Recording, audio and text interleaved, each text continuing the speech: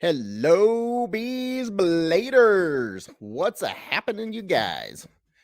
We in the Hive. We are live in the Hive. What's up, everybody? How we all doing tonight? What's up, Jason and Jared, Roy, Lone Wolf, K Mason, Mark? People are already in the house, in the Hive.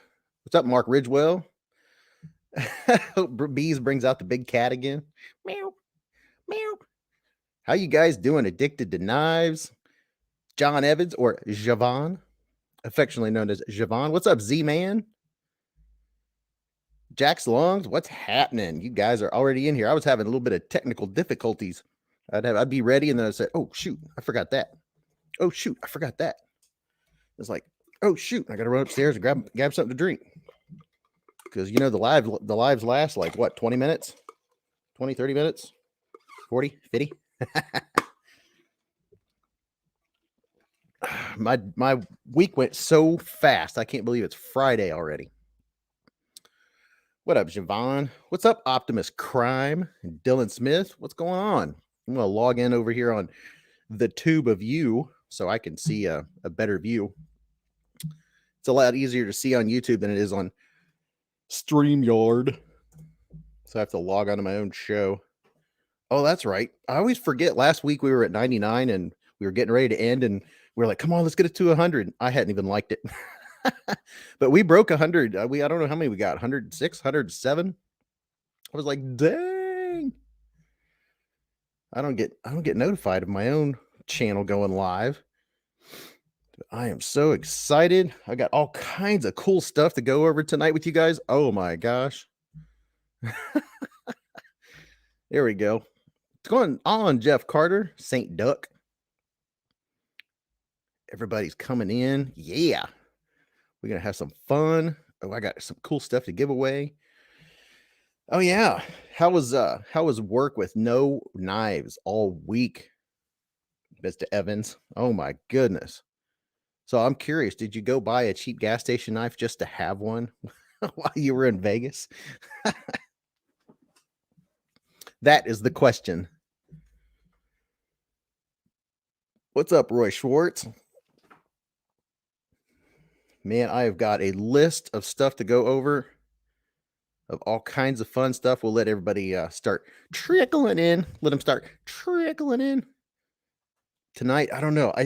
I've almost thought about when people do super chats, doing a different thing every week. Unless something happens. The red, white, and blue hat is cool.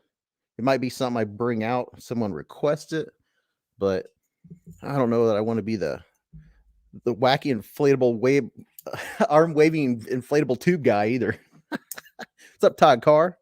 Hey, keep the knife freak. I'm driving to deer camp. We'll be listening, but not watching the chat. All right, Keith. Well, you know that I'm good at following the chat. At least I've been told that I do okay as far as knife reviewers lives. That's why I'm here, is to talk with you guys. I try to keep everyone abreast of what's going on. Jared White said, would have had to buy a decent knife, then mail it home if I had to go a week without. Yeah. Wow. A whole week, no knife. And Jason Brown's talking about St. Duck, asking St. Duck what knife was in the giveaway. Very interesting. Todd Carr's in the Hive. What's up, Todd Carr? New comments are coming in. Top dogs in the Hive. What's up, Scott Johnson? What it bees like? You guys, man, this has been a fun week. Holy cow. Oh yeah. I'm gonna write this down. I'm gonna show it up later. I'm cracking myself up. So yeah, Beez Blades has a Karen. I'm excited. I'm gonna write this down so I bring it up later. What up, Kevin Campbell? Spider Knives EDC. What's up, Mateo? What's happening?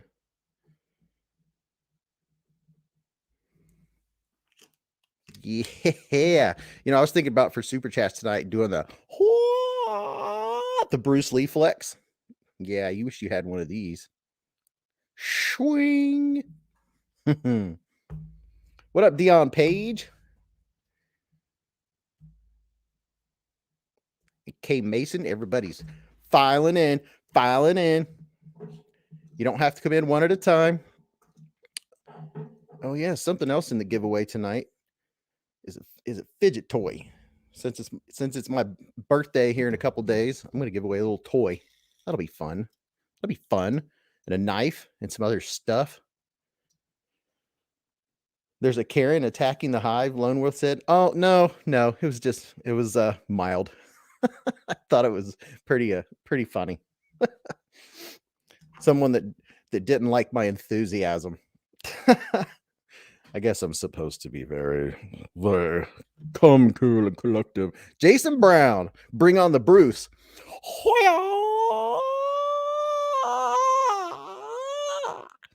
There's your Bruce flex. Thank you, Jason Brown. There it is. Check him out. Whoosh.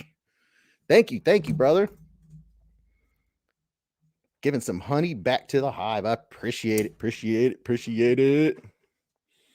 What's up, Michael Morgan? You guys all have a excellent week. Did you have a fast week like me? Does that mean I'm getting older because time gets faster and faster and goes by faster and faster?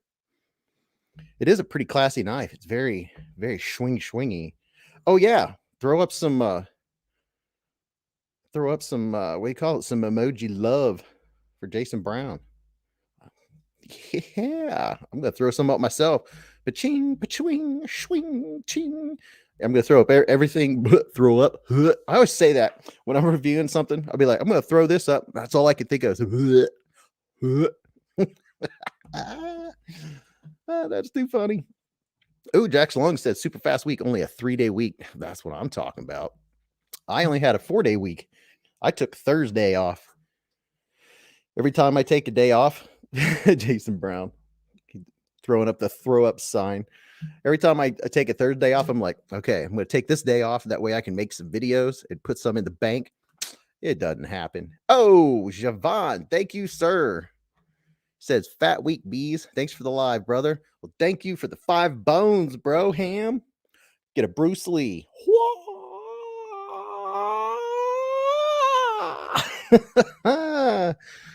Oh yeah, I'm glad you're back at home with all your knives, man. I'm glad you're back. I had this picture when you said you were home, like lay all the knives out on the floor and just like kind of make a snowman, a snow angel with them. You know, just like kind of like Scrooge McDuck did with all his gold. I could so picture that. Throw it up. Can you imagine someone coming into the live right now and be like, throwing up? What are you talking about? What are you even talking about? I love switching back and forth. This is awesome. Paper Tiger. Snuzz. What up, Snuzz? Did I see Winchester? Somehow Winchester sneaks in. I've got to. Okay, so it's purple. I always miss, not always, but like he sneaks in and he'll be like, I've been here. I don't know what it is. I know what it is. Winchester, you got to get an icon. You got to get some kind of picture because people remember the picture. You have that purple W. You got to put up a picture in there. That's what it is. Because you know how those icons work, or what do you call them? Avatars. You know, you see that picture, that avatar, you start learning. Oh, that's who that is. I know who that is. That's well, welcome Josh Almighty. Who's Josh Almighty? Saint Duck? Who knew that knives could be worse than crack cocaine? Yes, I'm telling you what. I don't have it quite that bad, but I know a lot of people in the knife community that they'll go without to get that next knife, get that next fix. What's your favorite knife? The next one. Yep. Oh yeah, Jason Brown, we're gonna have to. Can't miss my beard picture. Yeah, you can't miss Jason Brown's beard picture. Who else? Somebody had their beard showing on Instagram. They had it growing out long. I think they were talking about they went to Hey Picking and Piping, P&P. What's up, P&P? A good evening to you. What y'all drinking tonight? Drinking any of that good?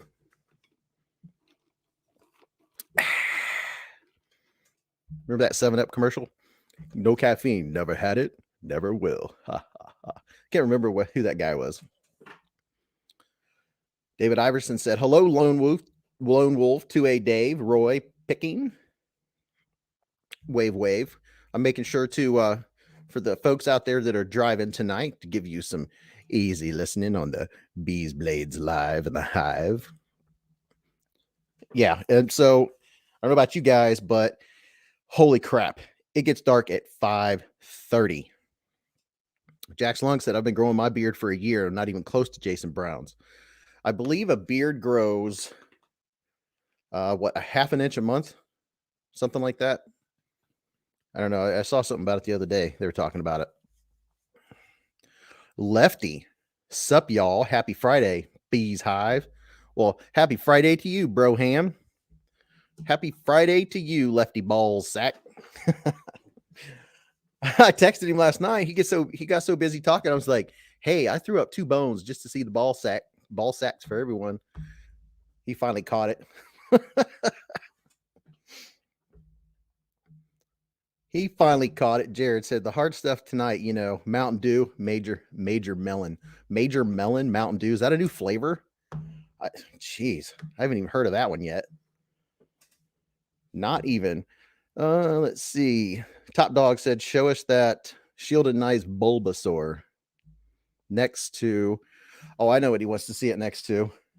Speaking of which, Mr. Top Dog, sir, your one of your favorite knives, the operator bit me today. I was flicking it with my left hand, and my middle finger got caught in the spidey hole. It came back and bit me. I was just telling my wife. See, I shouldn't have said anything. I was telling my wife the other day. I was like, I haven't been bit. Knife hasn't bit me in quite a while. Z-Man, yeah, Z-Man's growing quite a beard fast. Jason Brown said, my beard grew 14 inches in a year and a half. Sounds about right. So about 1 inch a month. So Top Dog, you were wanting to see this dude. Hold on, let me check this down. Oh, Lions in the house. What up, Leo? So as far as thickness, here's the operator. And then here's the Empoleon. Or wait a minute, is that what this is? No, Bulbasaur. Actually, the Bulbasaur is, yeah, it's almost exactly the same thickness if you're counting just the pivot. Let me get them up there for you. If I can do everything backwards. So actually, the Bulbasaur is a little thinner. Just by a hair. Boy, everything is so backwards. So you can see it's not as thick as you thought. Now, as far as blade, whoosh, love that blade. Swingy, swing, swing. And the action, swing. You let it fall. Yeah. Love it. A little bit of gravity.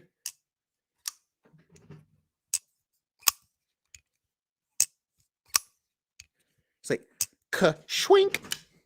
Here's those 2 blades if that's what you want to see too, Top Dog. Of course, I can't see the screen now. There we go. You know what? I have the knife light. Turn on the knife light. That I'll turn on when I'm showing you knives. That way you can see them. Maybe. We'll see. See how it works. See how you are. There they is. Ooh, that's bright. That is bright. I felt quite illuminated. And Jason Brown said, yo, Kevin, Pocket Metal. What's up, Pocket Metal? Top Dog said, perks of owning knives. Now, you guys, You guys want to guess? I think the guests probably want to see the Bruce Lee knife because I know that's a knife he doesn't have. You guys ready for this? Bang! These knives. Hey, don't think I might not have a Bruce Lee knife. Let's make that clear right now. Are you being serious? Oh, I hit the button. I actually used to have a couple different Bruce Lee knives. Did you really? Yeah. I actually did a video. I did a video on worst knives to ever buy, and one of the Bruce Lee knives was one of them. I didn't actually have it, but I showed a picture. But yeah, it was hilarious. But yeah, I did. It even came in a wooden box and everything. Real special. Yeah, this one came from what's that place? You always see the ads on TV. The Franklin Mint. I thought that was supposed to be like fancy stuff, like Frost cutlery. That's yeah. Mine wasn't that exact one, but it was very similar. And my butter knives truly are much sharper. This has the most rounded edge I've ever seen on a knife, literally ever. Those Frost cutlery knives are horrible. Every once in a while they'll have a decent one. I think it's just an accident, but for some reason whoever was at the shop that day did a good job. But for the most part, like 95% are gonna do you wrong. I had a whole bunch of them one time, and I took them out and was knife throwing with them and things like that. And the fixed blades, the ones you would think would be good, would snap on contact. They'd hit and they would stick, but half of them would break. So the heat treat was just so bad, the steel would just crumble under impact. Yeah, I will say this thing weighs about. I can't remember. We weighed it. That was an awesome live stream. I got a bunch of gifts and opened one at a time, and this was in there. That weighs like 8 ounces, and it's only this big. Right. How's everybody doing? I see everybody in the chat. I just wanted to say hello to everybody. I see everybody saying hey. Shout out to you guys. Jack Salong said, "This dummy." Happy birthday, by the way. Thank you. My birthday is Tuesday, and so I was like, well, it's in the middle, so I'll celebrate it tonight. There you go. David, yeah, see, this is nice. You don't have to worry about having an itinerary or notes. You could just chill. Right. Just go with the flow. You could go with my notes. But you never know what might happen if I ain't got notes. So I'm just joking. Let's see. David Iverson said, hello, Neves. I got to keep myself structured to keep myself on good, healthy topics. Well, so I'm really good at squirrel. Because I'll start to do the giveaway and I'll get sidetracked 10 times. An hour later, people still be waiting around just because they want to win a bottle of KPL. Right. So let's see. Me with knives. Jared, Javon said, "What up, Jared?" And what's that? Can't remember. Somebody's driving. What's that? John Evans. Somebody's driving. So I told him I'd try to keep you up to date on the chats and just don't look at the screen. Russ in many cases is driving around this time. He usually listens on his ride home. Gotcha. I know what I've done many times. What knife did Bruce Lee own? Lefty wants to know. I don't know. Ooh, that is a good one. I'm guessing. That is a good question. I'm guessing. Well, I remember in a movie he had, because I watched all his movies when I was a kid. I loved Bruce Lee. But he had these throwing spikes. That was one. But he was more of a nunchuck guy. Yeah. But I would say if I was gonna guess anything, I would just say maybe a little katana. But I don't know. If we were gonna say today's knives, the best tech fin. The fin. I don't even know what that looks like. I'll show it to you.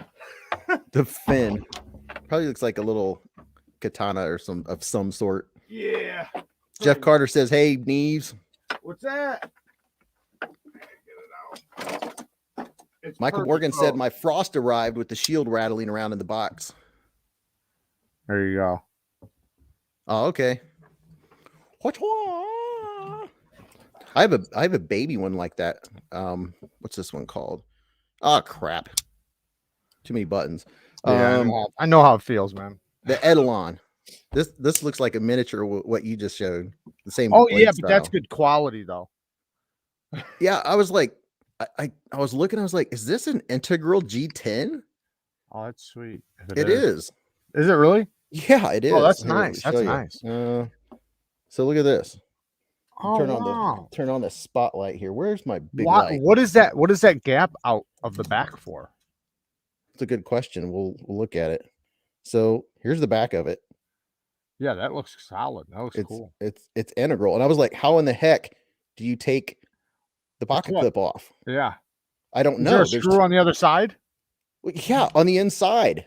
Oh, wow. Well, So I don't know how to I don't know how to get to it. get it at an angle, maybe, or something. Maybe it's angled if you look at it. Let me show you. So there's 2 screws in there. Oh, look directly into the back. Look straight into the back. I bet you. Nope, the other way. Back this Like way? if you're gonna look at it like this. Okay. Like directly straight into it. Is there screws on the back spacer? Or what would be the back spacer? Directly straight in front? No. If you look if you look straight back, there's nothing. Oh, wow. I'm Yeah, like man, that's weird. totally perplexed. Unless they have some kind of special tool with a T6. But this is an integral G10. It's not 2 pieces. So I'm totally lost unless it's 2 pieces and I don't know it. Maybe. But I'm pretty sure I read that it was integral. So I was like, what? Check this one out. Watch this. Let's see if Hold on, let me bring you up. I haven't had a root beer in a long time. Dick. You like that? I almost got that one when I got the relic. But it's pretty cool. But you know what though, man? I found its fatal flaw. Pisses me off. The pocket clip? Nope. The actual tool itself, these don't hold a standard bit. They don't hold like a 1/4-inch bit? No, you got the little tiny one and then a big one, and that's it. And it makes no sense because those would be the bits you would use, right? Just standard bits. Right. But neither one of these holes are here. I tried for like 15 minutes because I was like, it's my fault, right? You know, it must go in a certain direction or something. Nope. This one will take the small little tiny ones, like the ones you get in like, you know, like the little drivers have, the little tiny skinny ones. It'll take that. I don't know what size those are.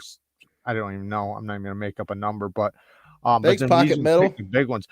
The standard ones almost fit. Like it almost seems like it was an accident. Like they were supposed to fit because it's so close, but it just doesn't go in. So that's kind of dumb. But the blade is 9CR, or sorry, not the blade. The tool is 9CR. So the blade up here is actually sharp. It really is. I don't think I've ever seen a belt cutter that was actually this sharp. So that's really cool. And, you know, obviously the bottle opener does work. It has centimeters and inches on the ruler. It's pretty cool. And I've used actually the little pry bar on the front a bunch of times. So it does work. Mateo said that the clip is attached to the liners. Yeah, it is. But the question is, how do you unattach it to the liners? Yeah, how do you get to it? Yeah, I haven't drank a root beer in a long time. Fucking delicious. What is it? ICB? Mm-hmm. Best time. I always get those like when I'm at a fair or something. Oh, I love them. That's my favorite ones. Yeah, those are better than Bargs. Yeah, that's the stuff. We have an A&W root beer stand not too far from our house. A&W is pretty good. Yeah. But yeah, ICB, that's fancy root beer. Yeah, that's how I roll. All right, you guys, let's see here. Man, it looks dark in here. It feels dark. Let me catch up with the chat. What up, King Pope? King Josh Pope says hello. Josh asked the Ritter Hogue or the Kaiser Cormorant. I would say the Ritter Hogue because it's a USA made, but you're talking about 2 way different kinds of knives. You're talking about like a hard use type of work knife, axis lock versus a button lock that's a lot less money. And, you know, more of a fidget knife. You know, that could still be a good work knife, but it's not a work knife. You know what I mean? It's more of just an EDC knife. Yeah, I got one right here too. I know. I was waiting for you to pull it out. I was like, dang, did you dye yours? This is the original. It came red? No, I dyed it. That's okay. That's on that. Yeah. And then this was the first knife my first video. Oh, no shit. Yeah, my first video was unboxing this. The next one was after I dyed it. And now I have this. Is that the one? That other one's okay. So that is the new one. You got the hollow grind then. The hollow grind's really nice. Yeah. Very nice. I like the buttons. Nice, very very nice. Yeah, very nice. nice. The button is definitely better on the new one for sure. It's solid too. I don't know about yours, but mine Yeah. is super solid, especially for how smooth it is. I But love yeah, the sound too. the one thing with button locks, the one thing I always got to check, because like, I don't know, probably 90% of them have blade rock. They have rock towards the lock. They just do. And it's almost not, I'm not gonna say preventable, but it's almost like there's nothing you can do. Eventually, most button locks will get it. Like if it doesn't have it right away, after you've used it and played with it a bunch, it'll eventually get it. Now there are the very few, like what the Mordex is pretty good. That one's really solid. Probably the Malibu is another one, and a few others that are really good that'll probably last a long time. But sometimes you can just tell, like when you really check it and really crank on, you don't get nothing out of it. You can kind of tell it. That one's going to be pretty solid. I'm hoping the best for this one. So that's when you're pushing like up and down on the blade. Yeah. When it's the blades rocking towards the lock, like side to side, they're always usually pretty good because that's just cranking the pivot. But the button, the spring is pushing a plunge behind the blade, basically on the end of the blade by the ricasso. So it's like it's pushing it into a groove. Now with this one, it's different. And I didn't realize that. I didn't even say nothing in my unboxing, but actually it goes through the blade, which is different. Normally they go right behind the blade. Like right. When it's opened up, there's like a plunge right here that just drops right in. You can't see it at all on this one because it actually goes through a groove. So I think that's why it is a lot stronger, because it's actually fitting into a groove that's on the back of it. So like if you just look at it, you can't see it because the blade, you're just going to see the blade because there's actually a groove cut out in the blade, kind of like an internal stop pin. Yeah, and if anybody's interested in what he's talking about, you can go watch the disassembly on Beez Blades. Thank you very much. There you go. Yeah, exactly. You already knew, but we're telling everybody else. But yeah, definitely go check that out if you're interested. Oh no, I'm believe me, you're teaching me. I took it apart. That doesn't mean I knew what everything that was going on. I haven't taken it apart. I can just tell because I can't see it. Since I can't see it, there's the only other place it could be is inside the blade or going through the blade. You were saying that. I was like, I don't feel it doing anything. What the heck? Good. You shouldn't. Is yours? I mean, you shouldn't, but most button locks have that problem. Mine doesn't. Mine's good. And that's why I'm happy about it, because like I said, about 90% of all button locks I've ever unboxed right from the factory, bang, have it. Now, the ones that don't, within a week or two, wind up getting it. What up, Dwayne K? So, no kidding. I did not know that about button locks. One, it's because the spring winds up getting weaker, and the groove it once was pushed into, now the spring is getting lighter. And then another thing, the groove, normally, not with this button lock because it's different, but with most button locks, it's a plunge fitting into a groove. Well, it's working that groove, and it just keeps working it and working it. Eventually, that groove gets a little bit bigger, and now you have space, and that spring can't push the plunge any farther. But that's also why I always advocate for a strong spring, because if it has a strong spring, then you're more guaranteed that the plunge will get pushed tight into a tighter fit, basically. So if you keep working it, it gets wider and wider. Exactly. So you've been there. You know. Patina Turner said, "Bang, dummies." I thought that that video that Grateful Panic did on Lefty with the sex talk. Like, that was so hilarious. Oh my god, I was dying. He nails it too. Yeah, you would swear Lefty was so talking about that. Well, also he gets the mouthing right too. It almost looks like he's actually the one talking in the right. Mouthing. He's good at it for sure. I'm like I wonder how many takes that took. Yeah, right. I was like, there's no way he did that one take. I don't know. He's got it written down and like reading the words word for word so he doesn't mess up. He's got it slowed down 10 times. I should address something. I'm going to address it tomorrow, but I guess I should address it on yours. Kara was not naked in the thumbnail, you nasty-minded fucks.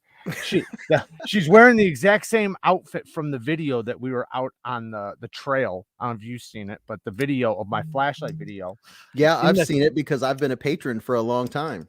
Right. So, but whoever did see it, though, a lot of people thought that she was naked in the thumbnail.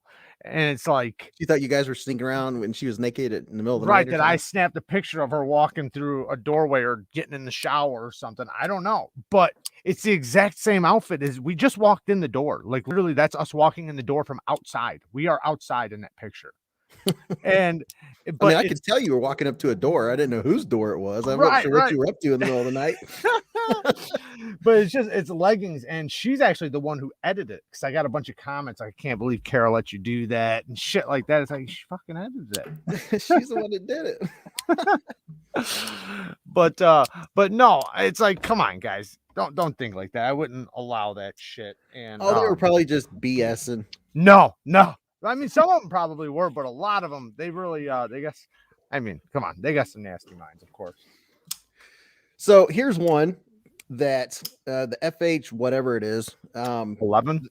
No. Oh no, that new one you got. Do you know I ordered that from because of you? I used your link too. Hey, bang, sweet, bang. It's the FH 922. Yep, I got the exact same one. So it looks solid.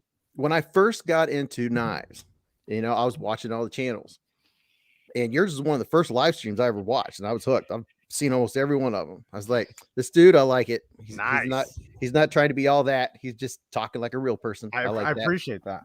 Yeah. It just like, and that's how I was like, I'm going to do that when I do my channel. I don't know anything, but I'll make sure everybody knows that I don't know anything. I just want them to just do this with me. That's all. Right. Like, I have no problem saying, what's blade peak? I hear all these new terms all the time. I'm like, what's that? I have no clue. That's the best way to go about it, though, because everybody's been there. So we've all been there, and everybody, wants the opportunity to, to talk about the knives. So whether it's explaining it or whatever. So it's always a good time. Some folks like just go overboard trying to, act like they know everything. And I'm like, dude, it's just so obvious. Now, anyway, this thing, it was like $26. And it is just, that's okay. See, I do squirrel. I go whoop, and I go off on the other tangent. But when I first got into knives, I heard a couple people trash Ganzo. They're like, oh, they make clones. That's a terrible company, blah, blah, blah. And then a few months later, I hear, oh, yeah, I started with those. And then other people are like, oh, they're cool. And then I think you might be one of the folks that I heard. Oh, I definitely went down the rabbit hole with Gonzos, because to me, that's not a clone. That's okay. Let me see if I know what you're going to say. Yep. Is if they're not saying that it's this, if they're not saying it's the other company's knife, they're not saying it's a bench made something and it's their own, it has their own logo on it. It's not a clone. Right. A clone is a counterfeit. It's literally trying to be that other thing. Now, do they steal designs? Hell yes, they do. But they also, like, say, put it this way, the PM2 one they did. What PM2 do you know has an access lock? They don't make them with access locks, right? That's but true. They did. So it was kind of, and I understand they stole the design. And at the time when they were using the access lock, the patent was over. So it was like they weren't stealing the access lock, but they were kind of doing something cool and unique. And the fact that they have their Gonzo logo printed so big on it, they're not trying to say, and they didn't lie about their steels. That was another thing. I watched LTK test them. When I found out their steel was real and that they weren't BSing about that, I was like, okay, I'm going to try them out. Then I got one and it was so good. It's like these, a lot of companies, like those little companies, they're crap. They're just crap. They're not crap. They're great quality. They just happen to take designs. Now they still have a bunch of stolen designs on their website, but they also have their own designs, like the one you're holding right now. That's their own design. It's pretty cool too. Yeah. I love that blade. It has great action. Yeah. That's another thing they got down pat was the action. Look at that. Yeah. You know how many $150, $200 knives don't have action like that? I know what you mean. I said the same thing when I got the FH11 and FH12. It was like all these companies that were like $300-400 were trying to perfect the fall shut action, and these guys did it for $30. Yeah.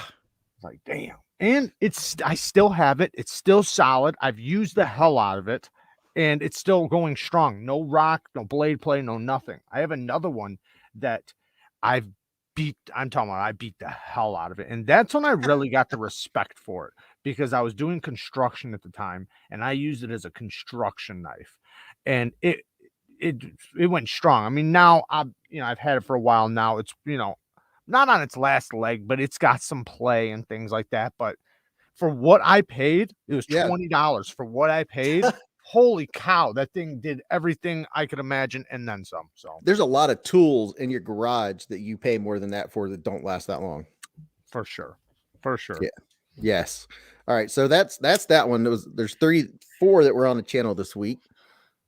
There's, you know what? Let me turn. I'm trying out this new thing where you know how you couldn't get the lighting the other night because it was all coming from the ceiling? Yeah. Well, I put a light behind me so it would shine on the light, hoping that would help a little bit. I actually messed around with all my lighting before I came on here, but that's the one thing I don't have. Like, I got the big lights, but the face light for like this type of stuff, I have one of those. I just don't like it. I need to get a better one.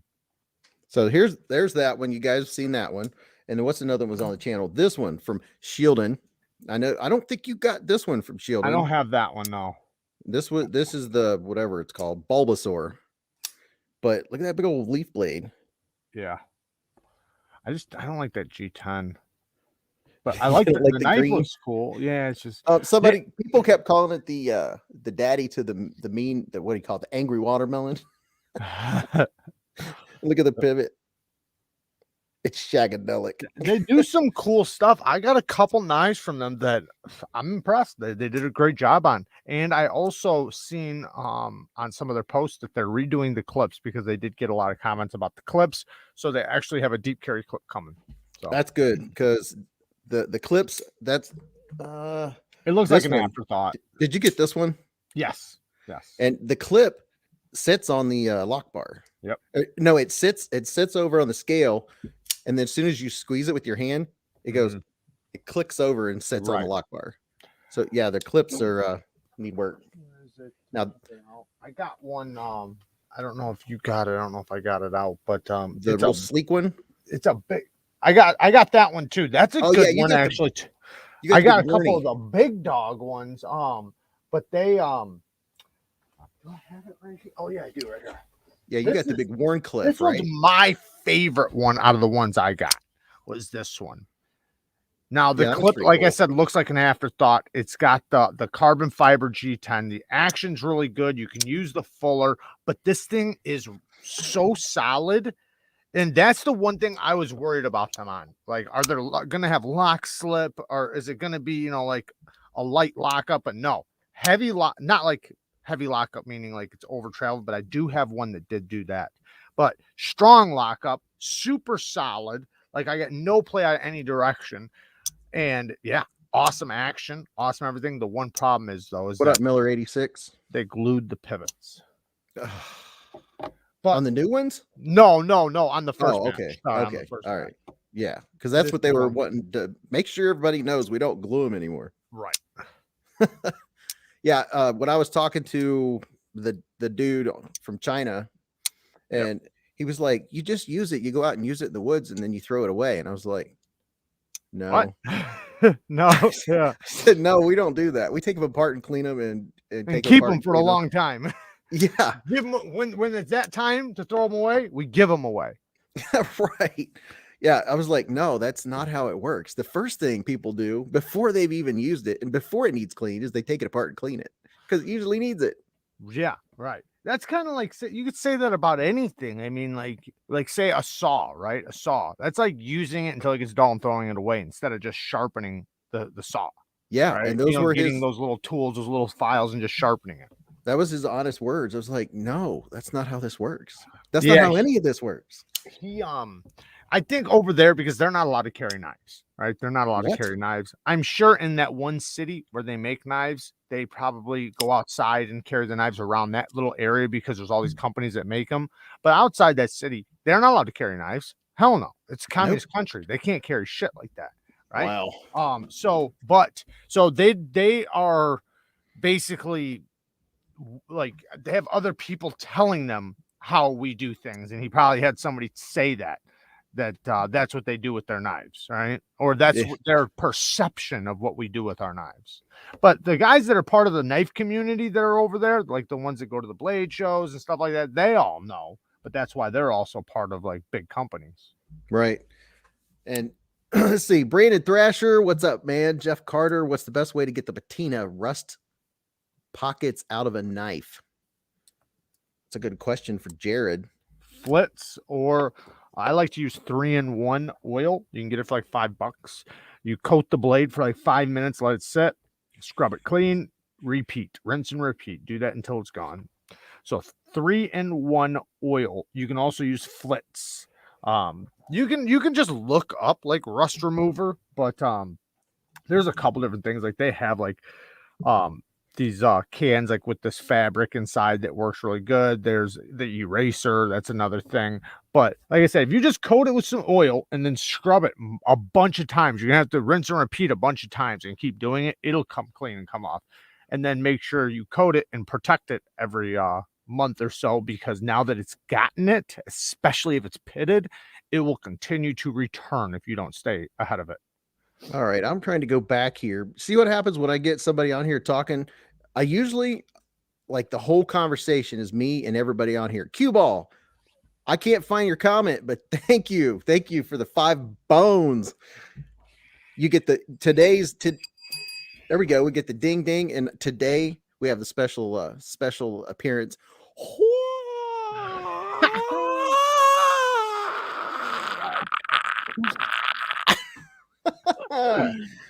Thank you, Cue ball.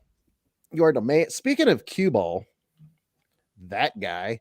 You guys want to see a little tiny knife that is on loan from Cue ball?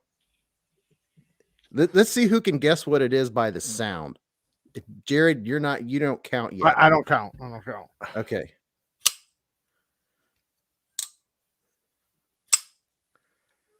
Very distinctive. Ooh, I just showed the tip.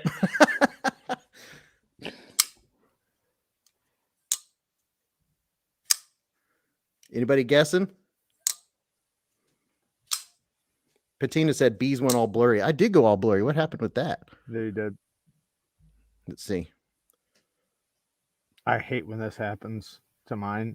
Oh, there we go. I wish I was that lucky. Marco said Malibu. No. I've got this beast. This thing is ginormous. Did you see those new ones coming? The minis? The green ones? The aluminum, yeah. Yes, those look cool. I got the mini bag lighter coming. Bag lighter. Oh, really? So you're all that in a bag of potato chips. Man, the bag lighters, those new ones, the bag lighter 2s, those are solid knives. I like those knives. And so now I got the little one coming in aluminum. Oh, yeah. Oh, by the way, I might as well just say it right now. I'm sure they probably told you the same thing, but they have a 20% discount week coming for you guys. Oh man, I forget the dates. Do you remember the dates? Yeah, I can look. It's gonna be more than a week, but yeah, whatever. Yeah, it's good. Yeah, right. It's gonna be a time spread of however long, but they're gonna have 20% off on the Kaiser website. So that's even more than like Mojave Outdoors. It's their whatever. It's their MAP holiday sales event. Right. And it goes from November 15th through December 31st. Not through Mojave, through Kaiser. Yeah. 20% off. And it's their map. It's like 20% below whatever their price is normally. Yeah. Right. That's a good deal. That's a good 20%. Price. That's a good chunk off. Oh yeah. I mean, that means if it's if it's a $50 knife, then what are you gonna pay? Like $40? If it's $100 knife, you're gonna pay $80. That's pretty good. Yeah, that's a way to convince yourself into buying a knife you don't need. Damn right.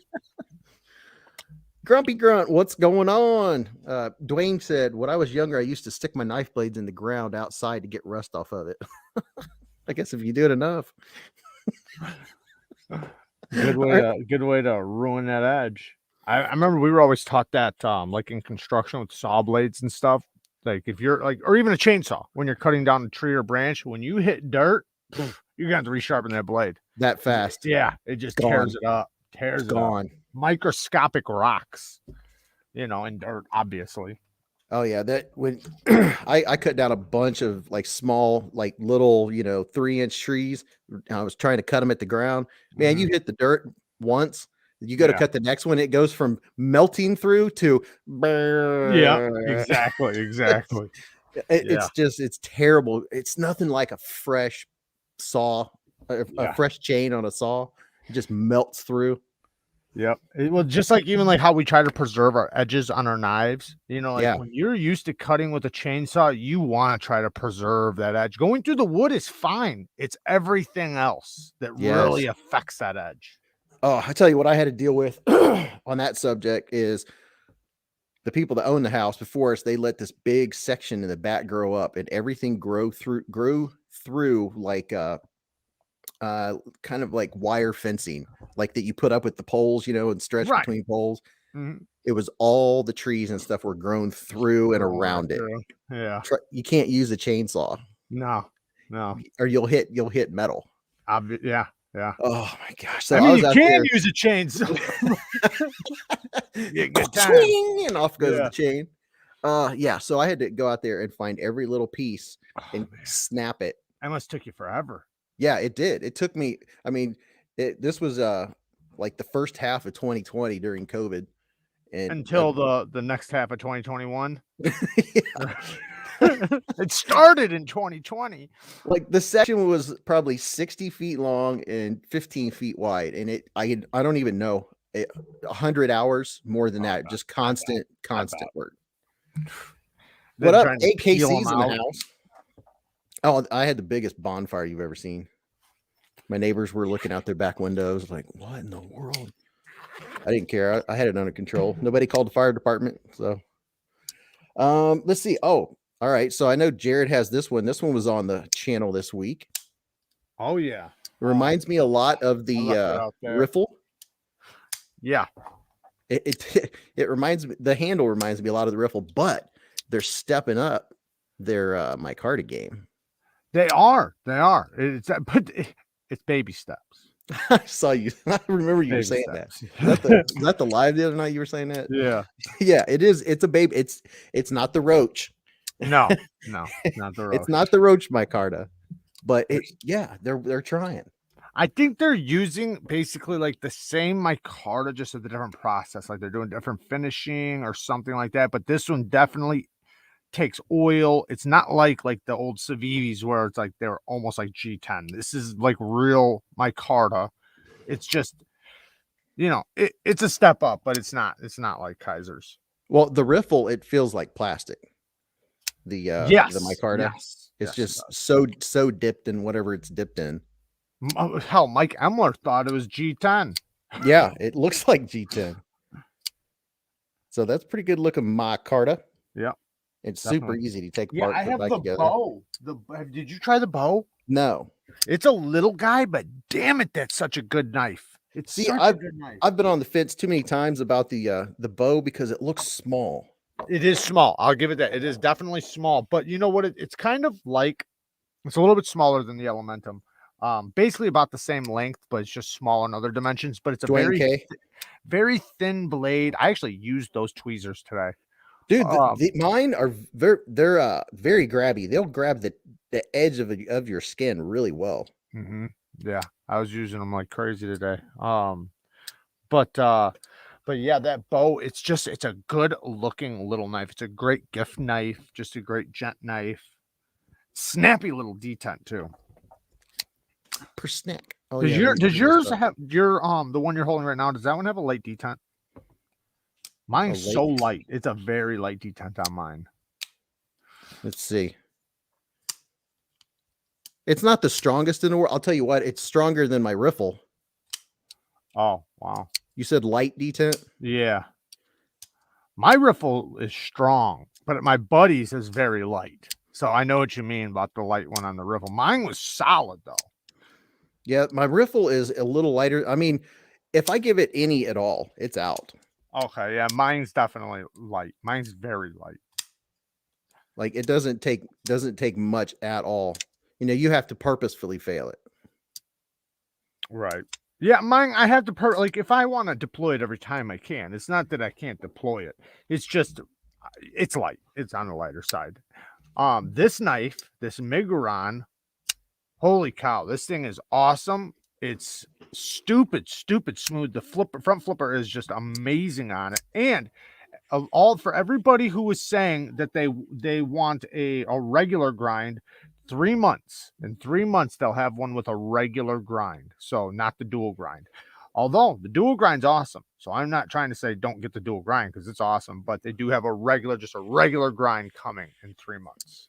And he's going to try to address some of the issues that I mentioned, Now, which see, are bullshit anyways. But that is cool when that's what people were saying about shielding. If a company actually listens and actually makes changes, I said you'll get attention from the knife community. Yep. Because there's no one. I mean, that's your customers. Yep. They're going to tell you what they want to buy. Yep. And it drives me nuts when a company doesn't, one, listen to the community, but two, comes into the community and just thinks that like just whatever they make, that'll just sell however they want. And they don't even ask or take any opinion at all. These guys are contacting me constantly, asking me, what can we do better? What can we change? Is this okay? Is that okay? Like they really do care. They're trying to Megaron. Yeah, they're really trying to push knives. And then even like I even told them like with the prices, I said the prices are a bit high. I said like other companies like Civivi and Kaiser, they've been around for a long time. They already have a reputation.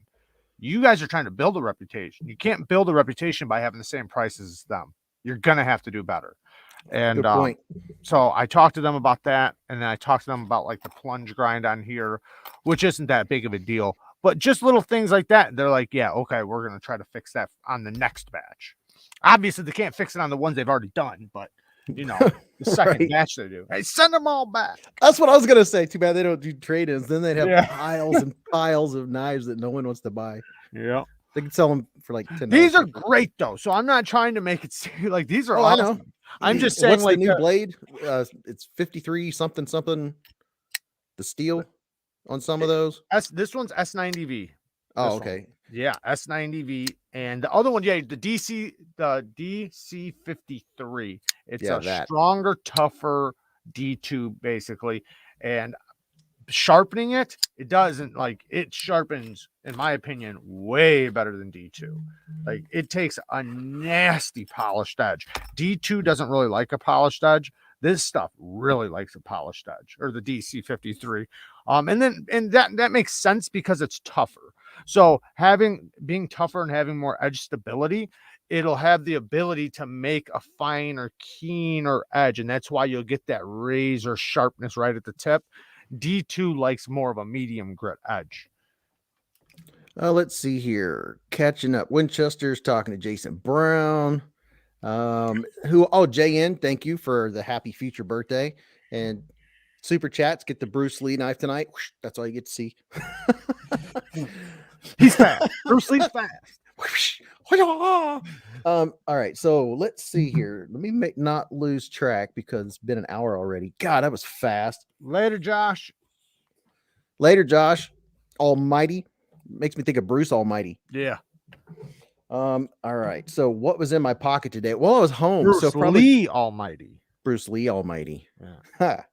Ha ha. Oh, here's one I had in my pocket today. I think you have this one. Oh, yeah, I do, but I don't like it. It's actually Q1 Fiends. I don't like the access to the lock bar, man. It sucks. Yep. Thank you very much. You just said what I was going to say. Is the copper one like that too? Because you have the copper one, right? This is either copper or brass. I can't even tell. I think it's brass, but I do not like it when I have to push the meat of my thumb in to unlock a knife. It takes all the fun out of it. It does. And there's sometimes you don't even no access. Right. None. Didn't even try. Matter of fact, it's inset. It's access to the lock bar is inset. If you don't have any fat on your finger, you're not gonna unlock this knife. Give it up. You're using 2 hands to unlock it. You're gonna have to put your pointer finger in there. Yeah, and you have to dig your thumb in to unlock it. And once you unlock it, then it's fine. But that automatically takes I'm not interested. And you know what's weird is that the McKenna, this is kind of like a larger version of the McKenna with a Persian blade, but the McKenna had great access to the lock bar. Can you cue ball? I couldn't imagine cue ball trying to.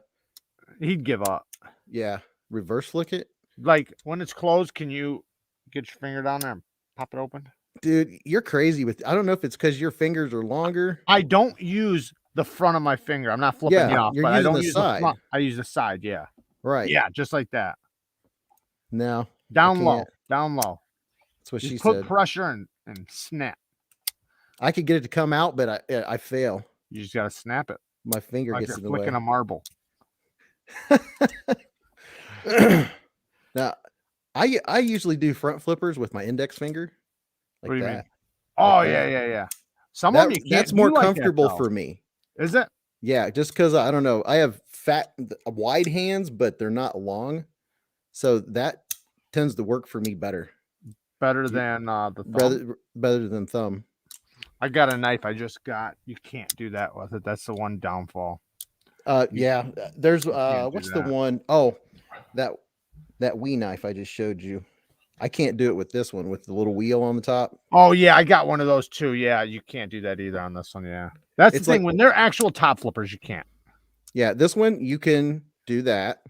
You can open it that way, and that's it. You're done. It's something you're able to do. Well, you can do this too. Well, that's what I was going to say is you're able to do that on more knives than I can. Like for instance, what is this? This is the Civivi. What is this little thing called?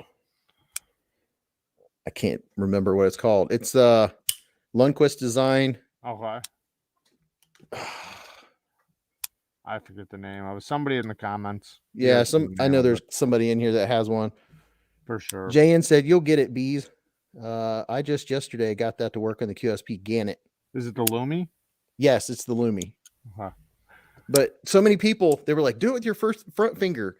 Dude, when I open it that way, I look like someone you're handing a knife to for the first time trying to unlock. What I do is what I try to do is like when I'm holding it. Well, I mean, I can do it like this, especially on this Dialorme. But if you just hold it like this and take your finger and you're not trying to just snap it back, you're trying to roll it. Yeah. I have to concentrate so hard to do it. You did it, though. You did it. Yeah, I can do it. But this has been with practice. I've been sitting there like when you give somebody a flipper and they're sitting there going, yeah. And they can't get it. And here, give it to me. See, like that. And then you give it back to them and they go. Make them feel even more stupid. I'm like, no, just roll it like this. You know? Right. But I was sitting there. I'd sit there at my desk like. Nobody's looking, right? Nobody's looking. You know, putting all this work into it. The first time I reverse flicked a knife, it was like that. I literally practiced for like a week. I'm like, and I did it off of a thumb stud knife too. And I'm sitting there like just popping it out. And I'm getting like closer and closer. Every time I'd flick it, I'd get it closer to open. Then finally, after like a week, I finally got that. Oh, man. Now I was off to the races. When I got my first spider code, that's what got me hooked was the Tenacious. Very first try. Snap. I was like, But you used a hole though. Mine was on thumb studs. So that's right. And it was an access lock. That's another thing. So it didn't have a detent. So I was like just double messing myself up trying. So you started out the rough way. Yeah. Let's see where. Here's two knives that both cost like $28. And they're Axis style locks, Civivi. Oh yeah. Does I don't know if this is true or not. Does Ethan Grow make those? Heck if I know. Okay. They matter of fact, I know you did at one time had a war spear. Yep. This has to be the same dang company. So This is not a war spear; it's a Citivian. But look, Oh yeah. They're just what they're doing is they're just throwing brands on there. yeah, it's the exact same knife. It has to be. Look at the pivot. Yep, it is. Did it come with the hardware and everything too? Yeah, Yeah. It's just a company is making them, and then somebody's they're licensing it out or something. right. So like another company's just saying, yeah, I'll take it. Like we do that with our liquor, at the distillery. We'll sell the exact same liquor to two different companies and then just put their brand on it. I will say for $28, and it's 14 C28N, And it's tested too. It is good. yeah, and the action on some of these cheap knives, you'll guillotine your thumb. Yeah, they're not too bad. I just, I thought they were okay, but to me, like I feel they're like $28 okay. Yeah, they're $28 okay. You can definitely get better with your $28. So, oh, for sure. Sarah Louise, hey everybody, throw up some Beez Blades love. My sister Sarah's in the house in the Hive. Sis? What's up, sis? Sarah? My little sister. I have two little sisters. I got I don't even know, like 5 sisters or something, 4 or 5, something like that. You're not sure? Yeah, something like that. I just found out I have a new one like a year ago. Oh wow. Yeah. No kidding. Yeah. My dad didn't know either. Passed away before we knew. Oh, be darned. Yeah. Sister Beez. Let me throw up some emojis. Got those Beez Blades emojis. There we go. Let's see what am I missing here? There's the Beez Hive, the red bee. Gotta make that post office money. Yeah, gotta have that money. Everybody throwing up bones. You're always like 5 bones. I remember one of your lives. Some dude threw up 500 something. Yeah. And you were like, I didn't know what it was. Somebody check that. Right, yeah. Because I'm gonna get all excited and it's gonna be like 32 cents. It was like 500 rupees or some weird. It was I think $5. It was about $5. Yeah. I was Googling it. I was like 500. I already planning my next purchase.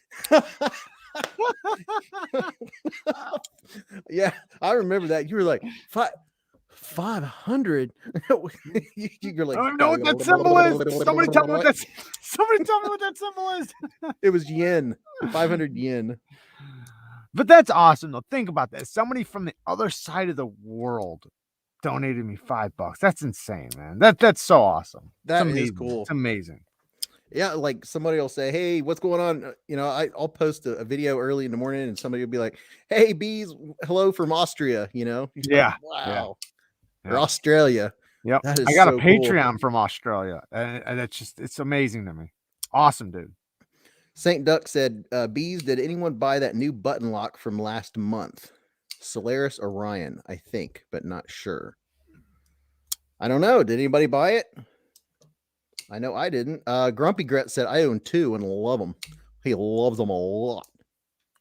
Anybody who buys high-end knives, I got somebody right now that has a Shuro Goroff, a brand new, never been used, never carried, never nothing. The Quantum. So just letting you guys know, get a hold of me if anybody's interested. The Shuro Goroff Quantum. Yeah, very expensive. So it was about 7 honey.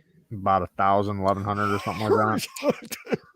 You need more than 500 yen for that puppy. Yeah, for sure. For sure. I just made a big purchase, and it's probably the most money I've ever spent on a knife. Let's not say that. Let's not say that too loud. Is someone in the other room playing games? Somebody's in the other room playing games. Well, she probably has headphones on. You're probably safe. Well, let's hope. Unless somebody in here is in the same game, telling on you. I'm reading the comments. Otherwise, I'm reading the comments. All right, so I'm gonna do this, and I'm about to ask the question: what is everybody carrying today? I thought you were gonna ask me to marry you. Nope. I'm gonna do that off camera. What did I get? Guess what? The video is going up right now, so you will see It's Why- actually in the process going up. What? Why you got to do that, bro? Well, Well, hey, that's business, man. part of the game. That's You guys won't business. watch if I tell you. Oh no, I meant why you gotta throw it up during my stream? Make people leave my stream. Oh no, I mean after it's done. Oh, okay. No, I wouldn't do that to you. All right. So what's everybody carrying? What did everybody carry today? I'm gonna go read them all off. Top Dog had the Kubi Drake. Javon had the Smock of the Civivi McKenna. Miller 86 had the Gemini Titanium. Pocket Metal said he said yes.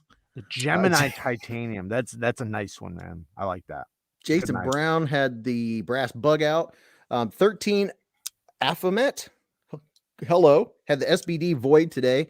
Junior MZ had the Kershaw Cryo and the Civivi Crit. Quincy had the Skeletool. What's up, Quincy? Ed Durbin was carrying the When My Wife Sees My Knife receipts. I show her all of the Amazon receipts. Things quiet down after that. I gotta. Oh my gosh, man! I hate when it jumps. Dylan Smith had Spyderco Yojimbo 2, Cue Ball, the Real Steel Megalodon. I think he meant Megalodon. Indiana Knives exclusive. Todd Carr had the Leatherman Surge, Gerber Dime, Through Night Mini 2, SD Classic, Keychain Gerber Shard, and Best Tech Tie Whistle Firestarter. And in rotation was Cold Steel SR1, Civivi Riffle, and QSP Parrot as fifth pocket. Did you sew extra pockets on, bro?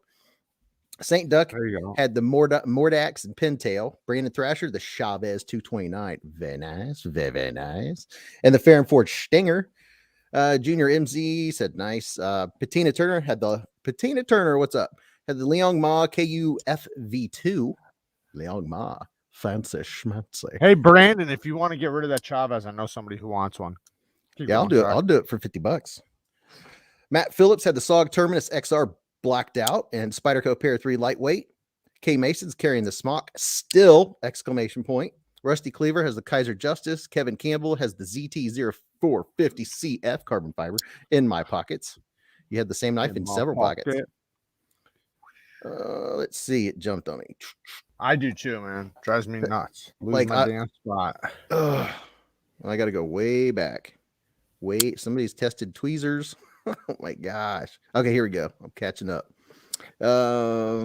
Addicted to Knives had the ProTech Malibu and the ProTech Mordax, and Anthony Bates had the Kubi KU122, CJRB Crag, the Spyderco PM2. Urban Woodsman 87, what's up? Tested the tweezers out a lot with the Relic today. Scott N had the PM3. Me too with the Relic. I love those tweezers. 1911 Loaded, what's up? Carried the Kubi Royal. Bang, bang. Yeah. Grumpy Grunt, the Orion Solaris is my favorite knife to carry. Best $80 I've ever spent. David Owner is a great guy. I'll have a video up on it in about a week at St. Doug. Dion Page, what's up, Dion? The Recon 1 Tanto Marbles Cattle Knife Jack.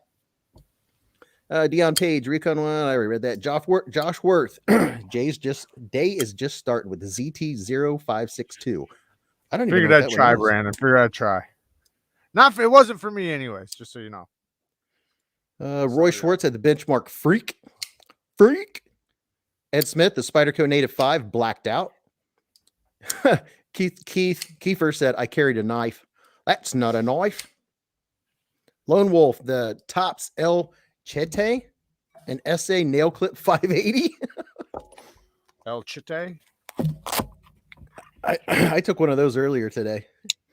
An El Chete on the pate. Let's see. David Iverson had by Hogue Deca Warncliffe with Lava G Mascus, red, Case Teardrop Jack, Victorinox Pioneer X in red. The Leatherman Skeletool CX.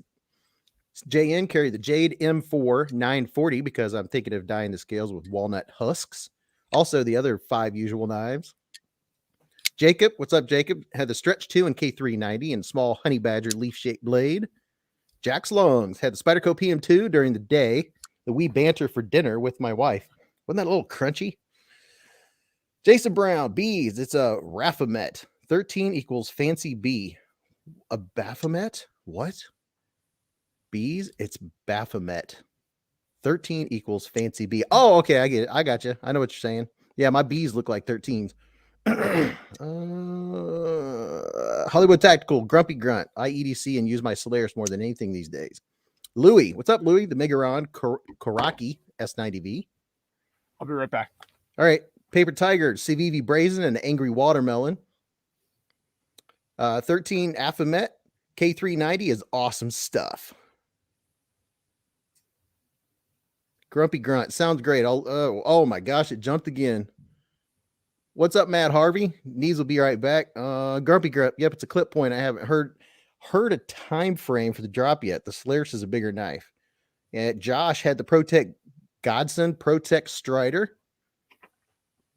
Very nice. You guys have a lot of good knives. Think about that. The knife, everybody in here right now, all the knives. Imagine if we were all together and we laid all of those out on the table. Would that not look sweet? That right there is a collection. That is picture. Like, huh? I said that'd be a cool picture. Yeah. If everyone that's in the chat right now, all of their knives were laying out on the table, you'd be like, man, look at all that. We have it from one end to the other. That is pretty cool. Grumpy Grunt, the Grumpy Gherkin, the Wee Roxy 4, the new EDC Fixie. I will reveal next week. All us YouTubers will be like, oh yeah, I have this one, but I can't show it to you yet. Yeah, Miller, those quick studs do work great. I on the video where I showed it, I put a link in so you can get a 3-pack. That's the way to go. Instead of buying like one silver or one copper, the 3-pack is a couple more dollars, and you get 3. You get a black one, copper or brass or whatever it is, and then the stainless one. They work great. Jigsaw had a brand new mini Crooked River. Only because my girlfriend won't play with my gold class version. I think I'm about caught up. Let me see. Todd Carr must wear this old school parachute pants with all them pockets and the kangaroo shoes with the pockets. Matt Harvey's got the Suncut Actium. Awesome knife. Oh yeah, I've looked at that one. I got the titanium Roach right here. Awesome knife. And Cue Ball's carrying the please do Beez Blades a solid and hit that like button. This is Cue Ball's knife actually right here. The titanium Kaiser Roach. Awesome knife. Ooh. Yeah, solid. Yeah, make sure I was carrying my Tucson TS 380 and the little bow. The what? Guy. I did have, yeah. I wasn't carrying today, but I have been carrying that what the heck's it called? The Civivi, the one with the tweezers. What was it called again? Relic. The Relic, yeah. Cool knife. Dude, I freaking love the Kaiser Roach.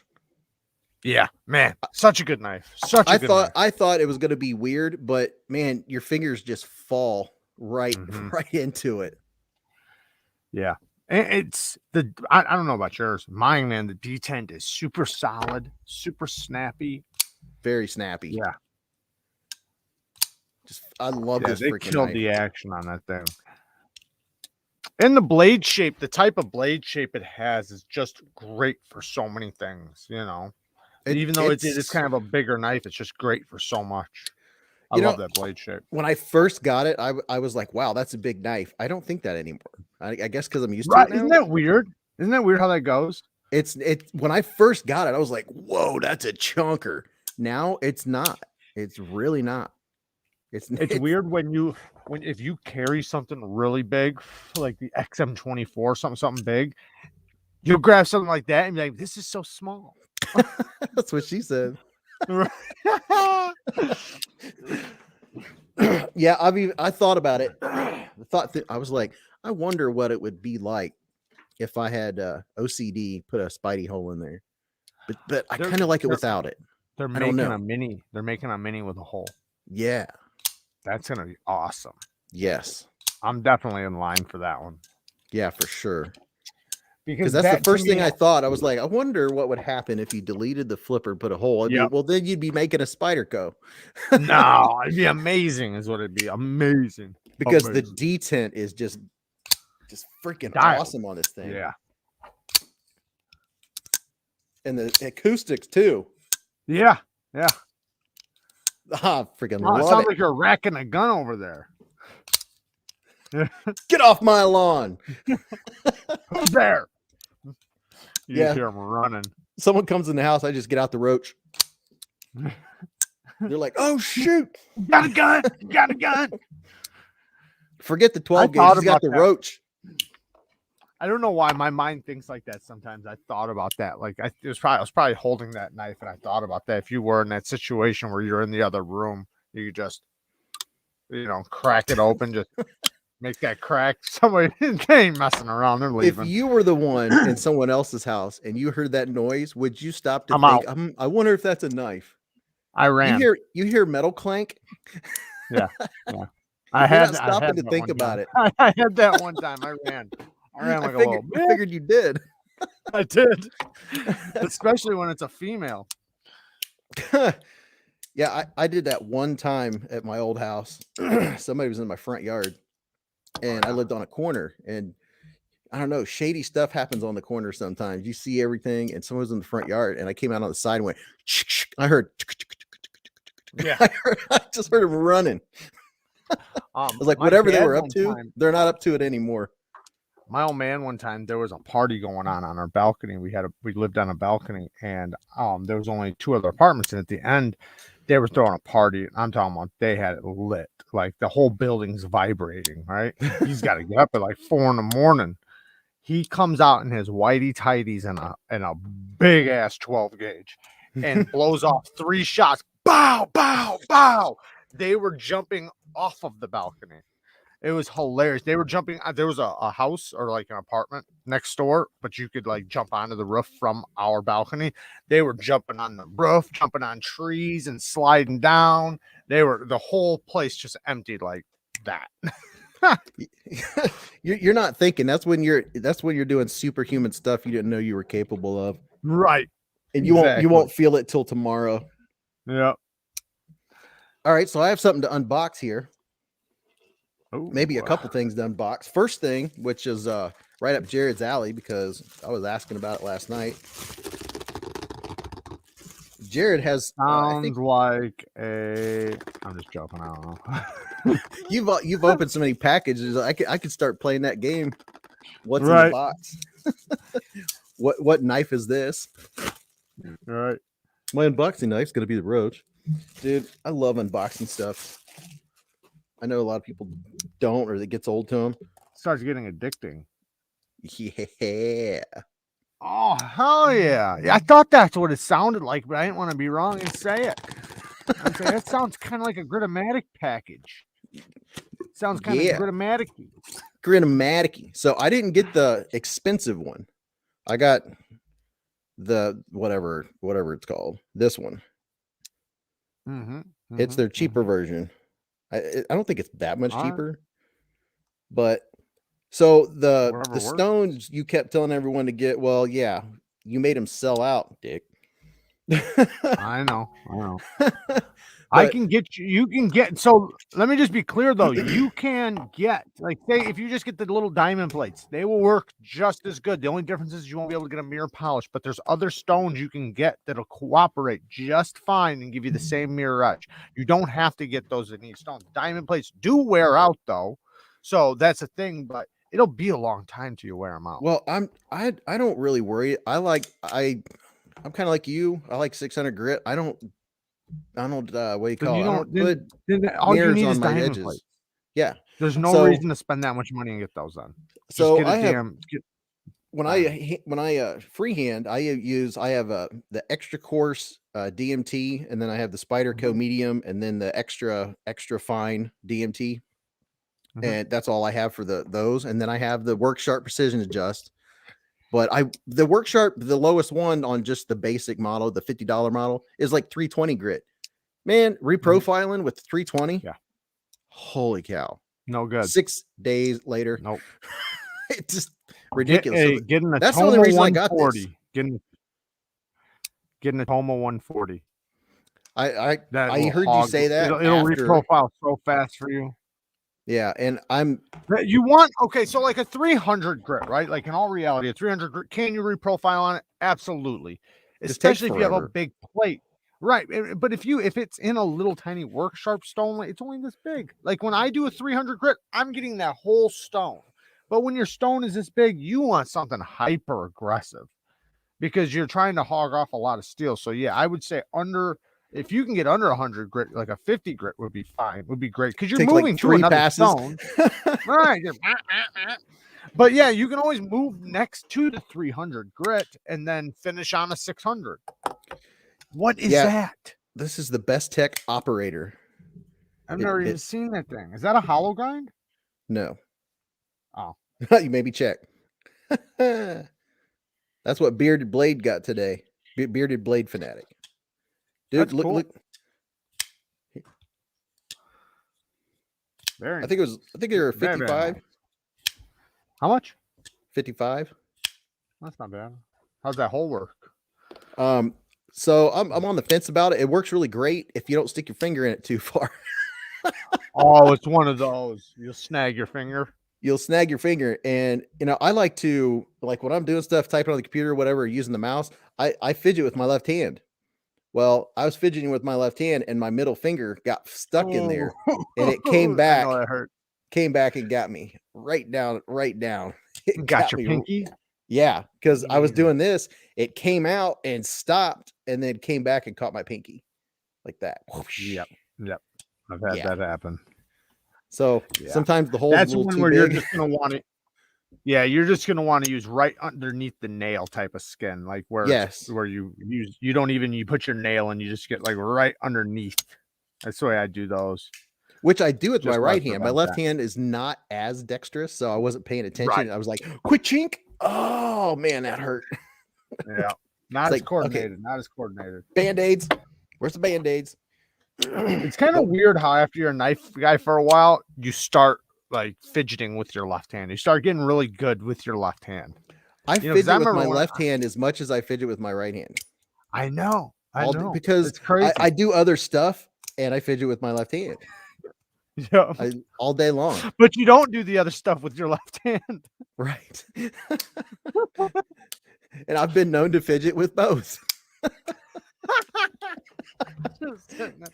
Sometimes I need both hands to fidget. There you go. No, but I literally like when tunnel's real. Yeah. When I'm at work doing stuff, like, and a lot of it's like clicking. If I'm doing computer stuff, I'm flipping and flicking with my left hand and not even paying attention. And then I'll get another knife and trade out for something different. Quit flicking that knife. Hear that in the background. Quit flicking that knife. Now, sometimes I'll get one of these for my wife when we're watching a movie. She'll be like, so I'll flip quieter. Yeah, I start doing that where I start where's a good loud one where I gotta get a good loud one. There's gotta be or I'll do one of these. So I'll be sitting there doing this, right? Not realizing how loud it is, and she'll kind of give me the look. So then I'll be like, all right, I'm gonna still slow roll it, damn it. I'll get to the point where like because I love the sounds of them, but like with the lockup, I really like to hear it sometimes nice and slow, so you get these. Yep. And it's like, what it's not as bad as the over there. And to me, it's like it's so tuned out that I can just keep doing it, and then you'll get yelled at, right? And you'll put it down for about 2.5 minutes, 3 max. And your hand just slowly gets over there. You don't even realize. Next thing you know, you're flicking it again. Hey, did I see somebody throwing up some queen bees? Does that mean Mrs. Beez is in the chat? Shout out to Mrs. Beez. Mrs. Beez gonna throw up some bees. There we go. I have a queen bee emoji only for when Mrs. Beez is either on camera or sitting next to me or in the chat. I had a bees. Oh, here we go. We got the bees for you. Bzz. Yes. You see that? We got Beez Blades and then Mrs. Beez Blades. She's a ladybug. Look at that. Bang. Bang. Bang. Bang. You didn't say it right. Bang. Bang. I'm telling him how to say it. That Hank is dope. She's been in here for a while. Now she's getting on you because you didn't even notice. So she heard me talking about her, looking over at me when I'm flicking and flipping knives. Oh, you guys can see each other? No, she's like literally right above me upstairs. Oh. You look that way, so I thought maybe she was over No, that's there. what she does. Like she's nice about it. I mean, her tolerance level over the last 11 months has gone way up. There you Like, go. it's a lot better. My wife sings the song she made up. Open, close them. I love knives said. Mrs. B said, I like that Hank. Jared said on the live stream he was going to send it to me. Yeah, I am. Gail Bradley too. Love that knife. Awesome knife. The only problem I have with it is I modified mine, but no access to the lock bar. Like that's another one. 0 access. It sucks. I modified mine, so mine's great now, but it shows up from the factory with no access at all. Both hands, fidget, bang. Pioneer said, bang, use both hands, bang, bang. Wives can hear knives from anywhere. Urban Woodsman. I got hanks everywhere. Because I use those knife wipes. I use them for lenses. I use them for my screen, for my camera. Like I always have to have one of those. I always got to have one of those. I always keep them like right here in the studio. I keep some over by the knife table. Got to have those. But then the hanks are a little different. It's kind of like the on the go kind of thing where I have them in my bag, and you know they're really good for like winter time, right? If you have something cold, you have to turn on or turn off or grab. You can use your hank, wrap it around there, and grab it. Or if something's wet. Whatever. There's so many reasons why these things come in handy. Somebody told me the other day in a comment, they were saying like that they were only good for like Instagram pictures, and it's like if that's all you do with them, but if you actually use them, they're actually pretty handy. Cue Ball said Brian's a good guy. Yeah, Brian. I was gonna say you spelled it wrong, Broham. He corrected it. Never mind. So let's see how we doing on likes. I gotta keep track, dude. Last week we had 100 and some. Yeah, that is another thing. It does have a weak detent. I'm sorry, hobbies, but yeah, the Spyderco Gail Bradley 2 does have a weak detent. Don't get it for a fidget knife. It's not that type of knife. It is a knife not for fidgeting. It is a knife for use. It's like the best user knife. That's what it's great for. If you need a good working knife, it is amazing. See, I think I would like a hank with microfiber. Like these microfiber, I like these. Like use for your car. Yeah. I like the microfiber. I have 3 hanks, 3 or 4, and I won them off of Simplify EDC guy. I got this one, COVID-19 Karen Mask Police. Nice. I love it. But I don't have any hanks with like the softer side. Mine are all like the same. I do. I got some pretty expensive ones. I got so many different kinds. Like even this the issuing stitches, they're really good. You can request with this, like this is micro fiber right here. It's really, really soft. But if you want to like spend some monies, like some real monies, because they are expensive, do not get me wrong. Badass Hanks is one of them, and then the other one is, which are cheaper. They're not as much as Badass Hanks, but oh man, what the hell's the name of it? Now I can't even remember the name of it. I must feel like a dickhead. Dang it, I can't think of the name.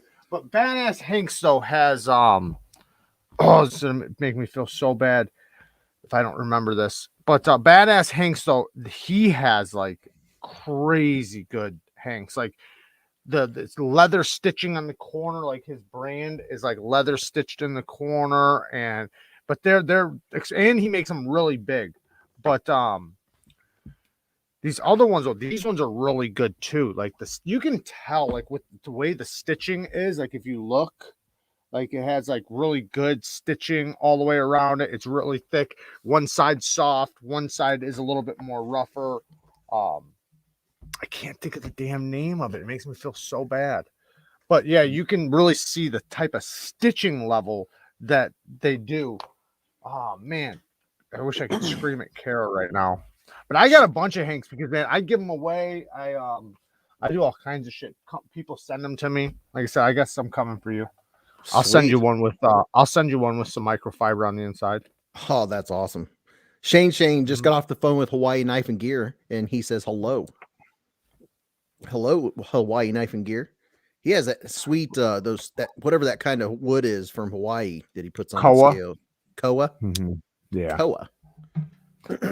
JN said all my hanks are old school colors, black, paisleys, and whatnot. I got some of those too. Shit. Man, I tell you what, the regular old school paisley hanks are good after they've been used like 30 times, and they get a little thinner and they're real soft. I like those. A lot of them are really good like that. Like sometimes when they first show up, the fabric's fresh. So after it's been washed, and you kind of beat it up, they just get better and better. Yeah, they do. Those are my favorite ones. Like I'll open the drawer and I'll get the softest one out, the one that's been used a bunch.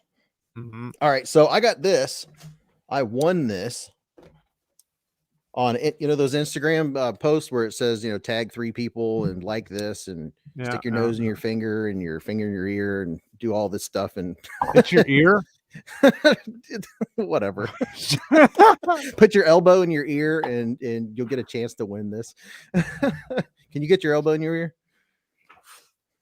No, I can't. I was like, is he gonna try it? You're gonna try though. No, not gonna happen. So let me see. Let's see. First thing I'm gonna do is announce that the patrons on Patreon on Beez Blades and channel members, and we have channel members in the house, there's gonna be a giveaway, and it's a good one. I'm gonna do like knees and like knees. If you watch Jared, you already know your chances of winning. I do a smaller giveaway every week, a small one, but this knife costs about $170. Damn. And I only have I think 15 channel members and about 5, 6, maybe. So 7. basically, he's saying y'all are ripping him off. So if you want to become a channel member, it's right there below where you're watching right now, and you're gonna have your chance. Like you're gonna have when we hit 25, I'm gonna give away a $170 knife. So that means we need like 10 more. So your chances be 1 in 25 of winning a $170 knife. That's awesome. What's up, NAF Sergeant? So I had it on my 1K giveaway. I don't know. My 1K giveaway was like a month ago. Now I think I'm close to 1,700. Coming after you, you're over 17. You're over 17. Really? That happened today. That was fast. Yep. I finally subbed to you. I'm just joking. I'm just joking. He's like, I've been subbed you for a while. He's like, Beez Blades. I'm gonna be on his channel. Who's this guy? Supposed to be on his channel. I got a sub. And then afterwards, you're like, unsubscribe. As soon as I'm done, I'll be like, I don't see him on there anymore. I'm riding the wave. Riding the wave. Yeah, ride that wave. Get some thumbnails going. Yeah, I'm telling you what, man. You funny. Kill it with the thumbnails, though, man. I need to step my game up. What do you think? Shit. Dude, I look at your thumbnails. I'm like, that's such good lighting. Cheeks and knives. But I'm like, yeah. Well, now I just got that box. That's why my thumbnails are going to be better now because I got that box. But you got the editing and everything else going. Well, I bought one of those boxes, and the one that I used that I made myself, I like it better than that box. And I returned it to Amazon, but the box I got probably wasn't the same one you had. But I tried to take my pictures in it, and I was getting the back, and then the background curved, and where it curved, there's a big ray of bright light where the background, the little background that you put in it bends. I couldn't get away from it. And what didn't you have the shield? Yeah. Well, I don't know. The one I got was like $24. I didn't spend much money on it, so maybe that was part 50. Of it. Mine was 50, and also mine was 16 by 16, so it's a good size. I mean, I can fit good stuff in it. Right. So that might be the reason. Just the size difference. I'll say I'm going down to take a picture. I can take a half an hour to get a picture, just to get the light. There's nothing like trying to take a picture of something reflective. There's nothing like taking the picture and getting the perfect picture and then showing up and putting it on your thing and it doesn't fit. Oh, too big or too small. Like we're telling people channel problems. I know. So here you go. I'll come downstairs and set up, and I set up everything to take a picture, and I'll take all these pictures, different angles, and all this stuff. And finally, I'm like, oh, that's it. That looks good. I'll go upstairs. You'll know it when you see it. Oh yeah, and I'll put it on the computer and blow it up and get ready to size it. And it's the most beautiful knife picture ever. The lighting is great, and there's a tiny fuzzy sticking out the top of the knife. I know, man. And you're like, that's all anybody's gonna see. They won't even see the knife.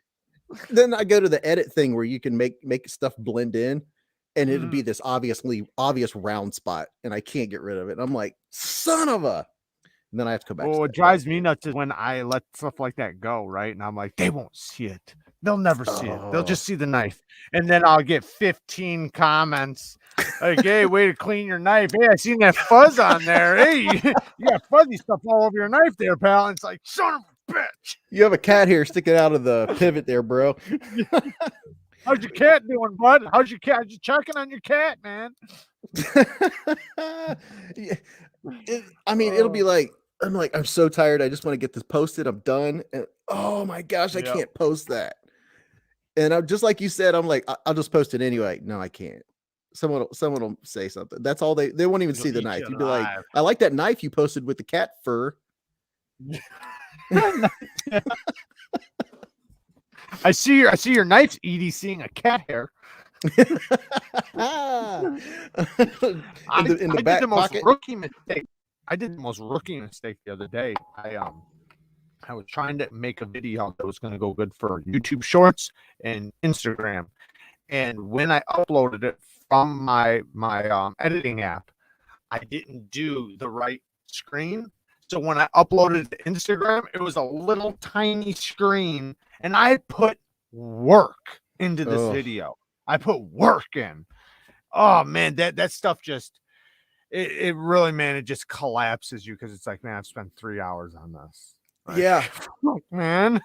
It was funny. A couple months ago, I posted some video, and I was like, man, it's doing pretty well. It has 400 likes. I don't get the likes that you do, and I was like, there's like, man, you must be making some mad bank. And I was like, 400 likes is about $1.49. You don't even understand. I put this many hours into this video and the thumbnail and filling out the description and time and putting in the scheduling, getting it all done. And then 400 likes is like $1.50. Yeah, maybe. Yeah. It's definitely something where you got to look at the long road. You cannot look at the short road. If you look at the short road, you're going to be very disappointed. Yeah. Look at the long road, and because it's something that, like, a year after a year, you start creating some sort of revenue. It's nothing to do anything with, but it starts. After a couple of years, then your revenue starts picking up, because then you start getting other revenue. It's not just one, right? You and that's another thing. You can't play the revenue just off of ads. If you're doing that, you're never going to get anywhere. It has to be based off of like 5 different things. However many affiliate links you can get, whatever you can do, try to make it wherever. And then with 4 or 5 revenues of money coming in, it equals something good. And super chats, time, it just gets better and better. Like, I've had a couple nights where people have thrown up super chats, and I'll make more on super chats than I'll make with hours and hours and hours of videos. Yeah. Absolutely. I've said that like thanks to you guys, because like I always have like a limit I'm trying to stay at, and if I can just stay at this number, I'm not doing great, but it's okay, right? I'm doing okay. And if it's not for super chats, I go below that number. So It's like, I'm always thankful for the super chats, because that keeps me right at that number to where, I'm not throwing up at the end of the month.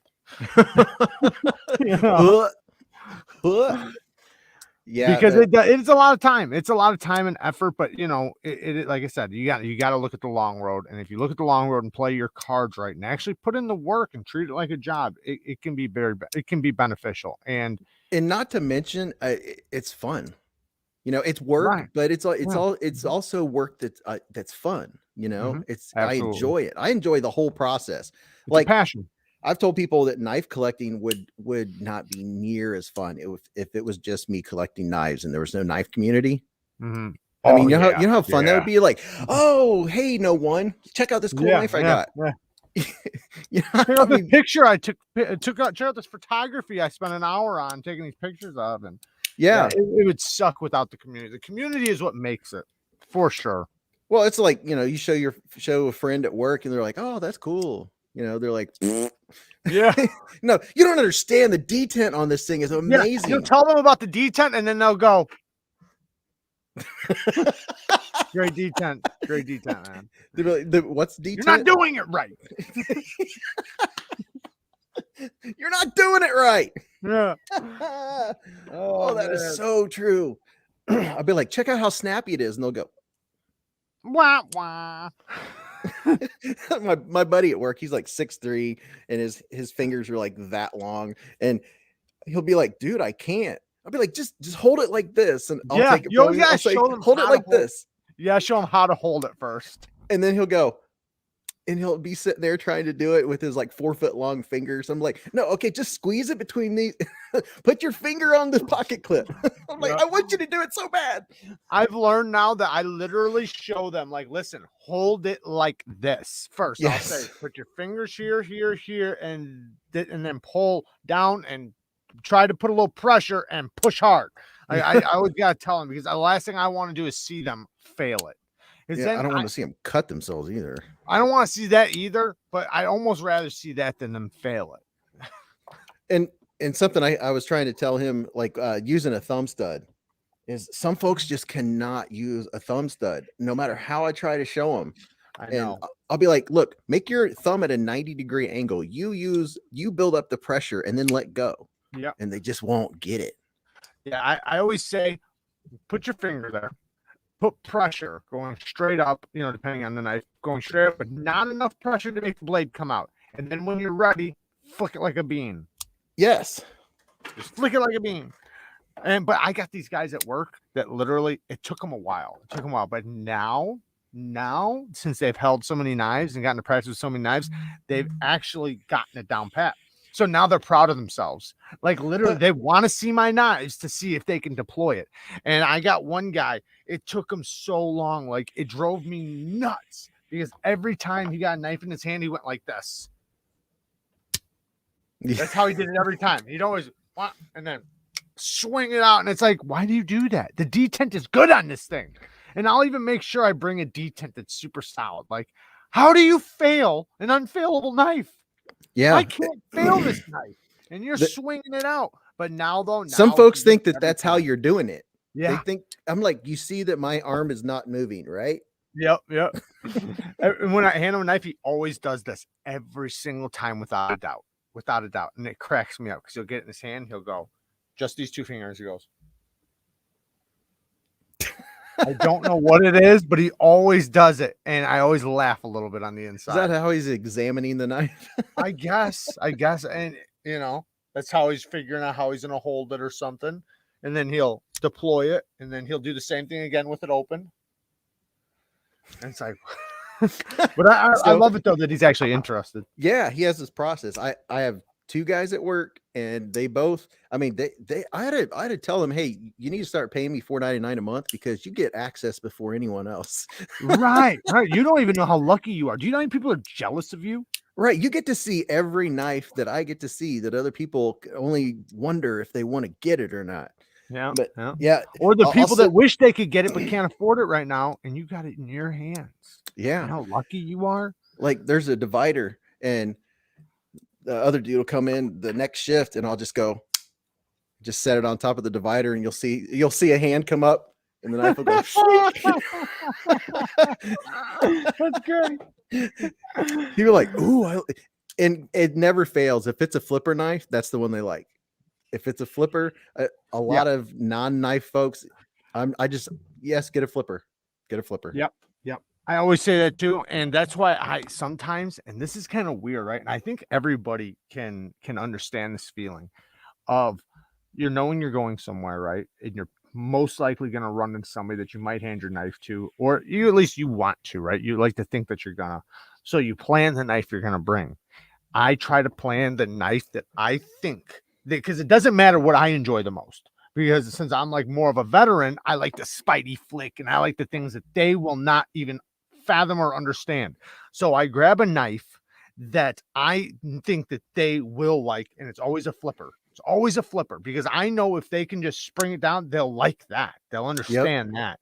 So I'll try to bring, and sometimes that makes me actually like flippers more because it's something I can enjoy with other people. Yeah, and something that's that happens more and more now is folks will say, "Hey, my father-in-law's daughter likes to go outside and she likes to go hiking and stuff. What kind of knife should she get?" And then my first question is, "Well, does she have knives?" And then I just automatically I'm like, "Okay, just like just flipper, Yeah, flipper.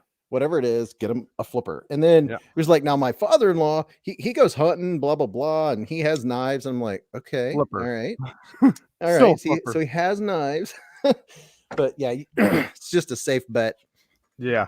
I usually try to go with a flipper because I know it's easy for them to deploy. I know they'll enjoy it. And I think it's good because a lot of people have been into assisted for so long.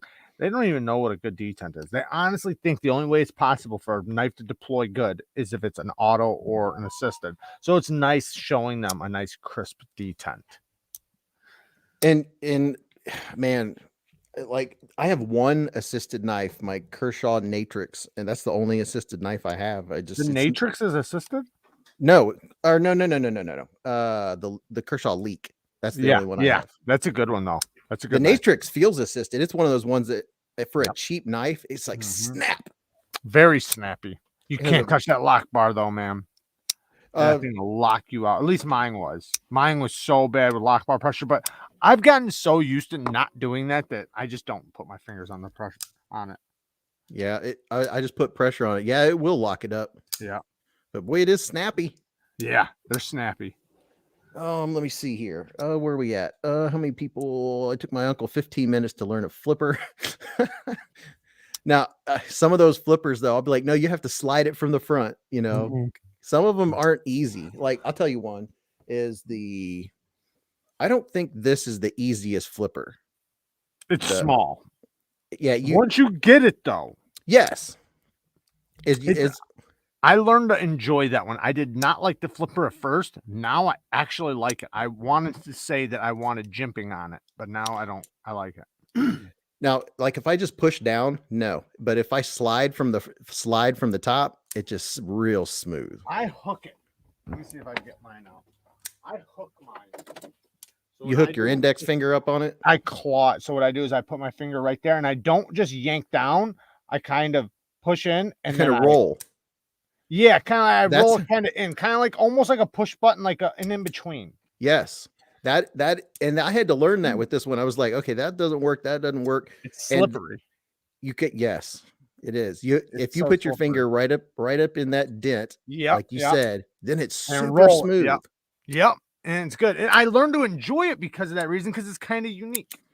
The thumb is also kind of cool. Just get it with your thumb. Pow, like that. No, but this is one, if I hand it to someone, it's not an easy flipper for you. No, they'll skip off of it for days. Yeah. I'm telling you, best gift knife right now for 2021, because the Elementum is 2020. This is not a 2021. The best one for 2021 is the bow. I'm telling you, it's so easy to flip. It's so snappy. It's a little flipper tab, but it's hard. You can't fail it. It's at least on mine. Like I've sat here and tried to fail it. It's super snappy. I mean, I could probably fail it if I really, really try, but damn it, it's hard.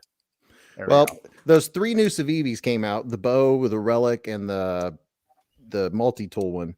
Yep. And I was like, okay, I have just enough money to get one, so I got the relic because I knew I wasn't going to go wrong because I like the riffle so much. I was like, it looks like the riffle, and it does remind me of the riffle, the way the handle is and the way it acts. Yeah. And I'm kind of liking the pointy clip point. I like it too, because this is the kind of clip point I like. I want the clip points. I don't like the clip points that Persian up. I want them to go down like that, where I can it's level with the pivot. It's actually lower than the pivot, the tip. That's my favorite. I love it when it's lower than the pivot. And like when you talk about that, and I'm not big on the clip points that have the big Turkish swirt, the big swoop. Persians, yeah. Because like when I cut a lot of cardboard and stuff, I do it on top of the big trash bin thing, and I do a lot of utility cutting. Yeah, right. I want the tip to hit the surface. Yeah. You don't want to hit belly. And I always say this too, is that when you have a big belly like that, what you're doing is you're wasting more edge than you need to. Like, just think about it. With a tip, you just stick the tip in. What are you using? This much of your edge, and then you go across. When you do use your belly, you're going to be using this much of your edge to drag across something that you could have used no edge at all and just use the tip of your knife. Yeah, here's your I like the Ortis. Here's the an Ortis is example. okay. There's your Ortis. I'm just not a big fan. It's not too bad, but it's a lot of belly. I'm just not a big fan of the FRN, but yeah, it does have a lot of belly, but you can still get to that tip. You can get to it. It's not like some knives that are just like, they're way up there. This is one of the most plasticky ones. Yeah, I don't like that. That's what I don't like. I'd rather have I don't even know why they did that, because for the longest, and I see them starting to step up now, but now, I mean, aside from the knives I just recently got, but the other knives before this, like the one we were just playing with a second ago, the Isham design, they, for whatever reason, forgot to put lock bar access into their knives. Now these ones, they all had good access to the lock bar, so I'm happy with that. But Civivi was always that company that was outbeating everybody by price, quality, everything. You got the best quality, good T8 hardware, good construction, good materials, good build quality, and it was like $40-50. Now their prices are like way up there, and it's like they are creeping. They're creeping, and they're like, the quality, it's still really good, but the materials, like, think about this. Kaiser's beating them in materials. Yeah, they are. Big time. Like, they're using good quality micarta. They're even on $100 knives using 3V, 20 CV, and shit like that. It's crazy. And Civivi's still sticking around with D2, and I guess they have a couple knives in 14C28M, which I love that. But they have other knives in what is it? Well, see, I liked Nitro V. I liked Civivi was selling $55 for, you know, like when the Brazen came out. I was excited. Yeah, 14C. Yeah, great, awesome blade steel, and love it. It's such a solid knife. Yeah. Now I bet you just like when they made the Relic. Why did the Relic have to be $73? Doesn't make any sense. No sense. And Nitro V is no better than 14C. Yeah. And the Imperium, I love the Imperium. I don't understand why it has to be a little pricier. Right. It's Nitro V. Right. But this knife, this is a sweet, I call it a gentleman's knife just because it's thinner profile. Yeah. But, sleek. Dude, I love the Imperium.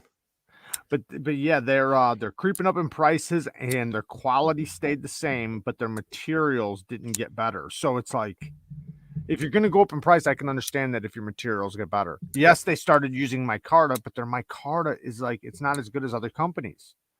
So they're going to have to do something. They're going to have to step it up. By the way, I'm talking shit about them, but they just made me an affiliate. Well, hey, that's a sign of a good knife reviewer. So, hey, so that's why their prices are so high. No, I'm just joking. Because now Jared's involved.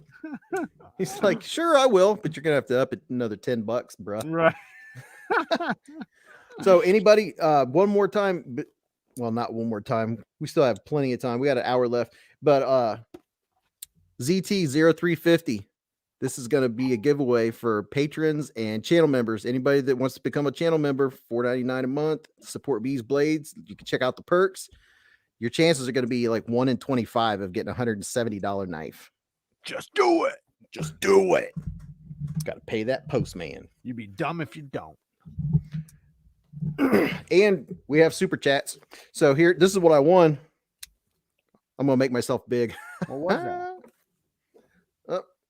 Let me clear the screen. Clear the screen. Clear the screen. Gosh. I feel your pain. Charval. I kept seeing these on How Instagram. big is that flashlight? Well, we're about to find out. Dude, that's a damn big box. It's a big box. It looks like a little flashlight. So it must here's be massive. Check out the case that it comes in. Holy cow. This is a nice, let me see what kind of light you guys are seeing here. So here's the case. I won this off Charval. I kept seeing him on Instagram, and it was one of those things where tag 2 people.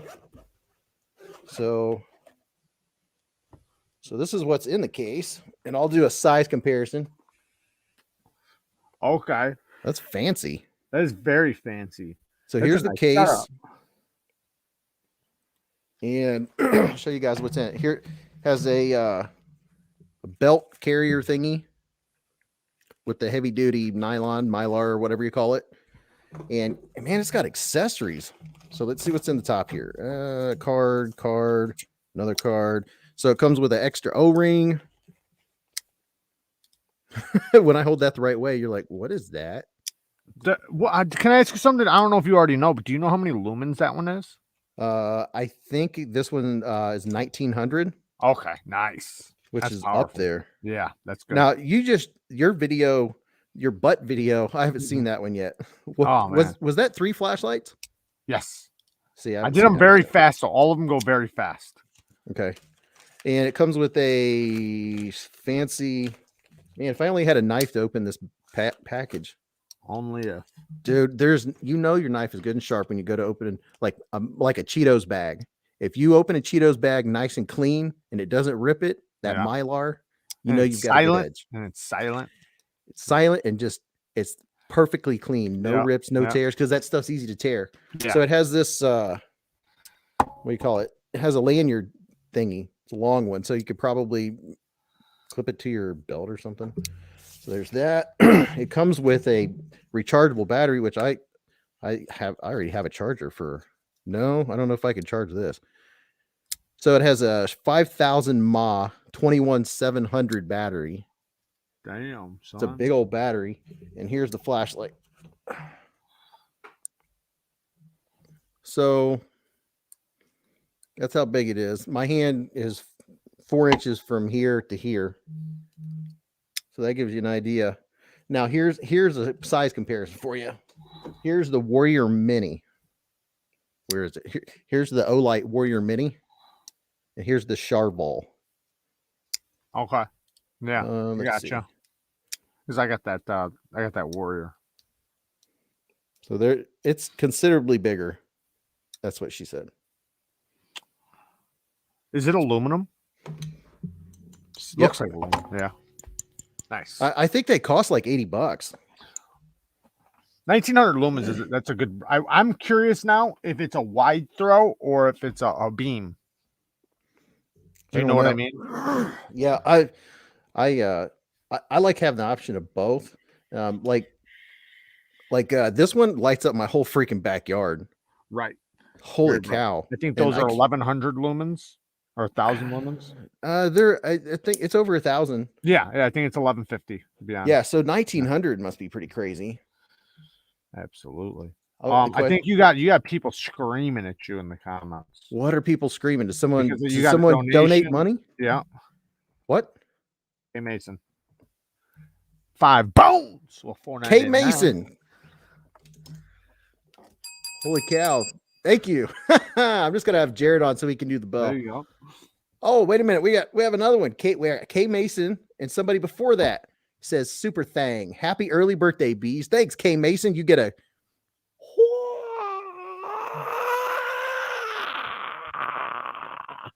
got the Bruce Lee shout out. Somebody did before that. I'm not used to having someone to talk to. Mateo became a channel member. What? Yeah. What? Mateo's going in for that ZT-03. He's getting a karate kick. Kundo. Oh, I'm showing him the ruby. Oh, he's big time. You get the ruby, big bro. Hand. That's authentic too. That is authentic. Oh yeah, that's real stuff. That's like a blood ruby. Wow, that's awesome. Thank you guys. I appreciate it. I feel very illuminated. So, are you getting into flashlights now? Yeah. Well, I've always been into flashlights. I just never really had a collect. I mean, I used to have a really good collection, then I didn't, and then now I'm collecting again. I'm getting back out there. I got a company sending me them. That's one thing, and then I already had a bunch too, but I'm really into. I really like some of the small, super bright ones. Like Yes. oh man, what company is it? I got one right here somewhere. Man, that thing is insane. It's like 600 lumens, but it's a little tiny keychain light. Like 600 lumens on a keychain light. That's insane. Oh But I yeah. also got like my regular ones that are like just they're not that bright. They're just for regular stuff. And then I got like self-defense ones that are like that are just like crazy bright.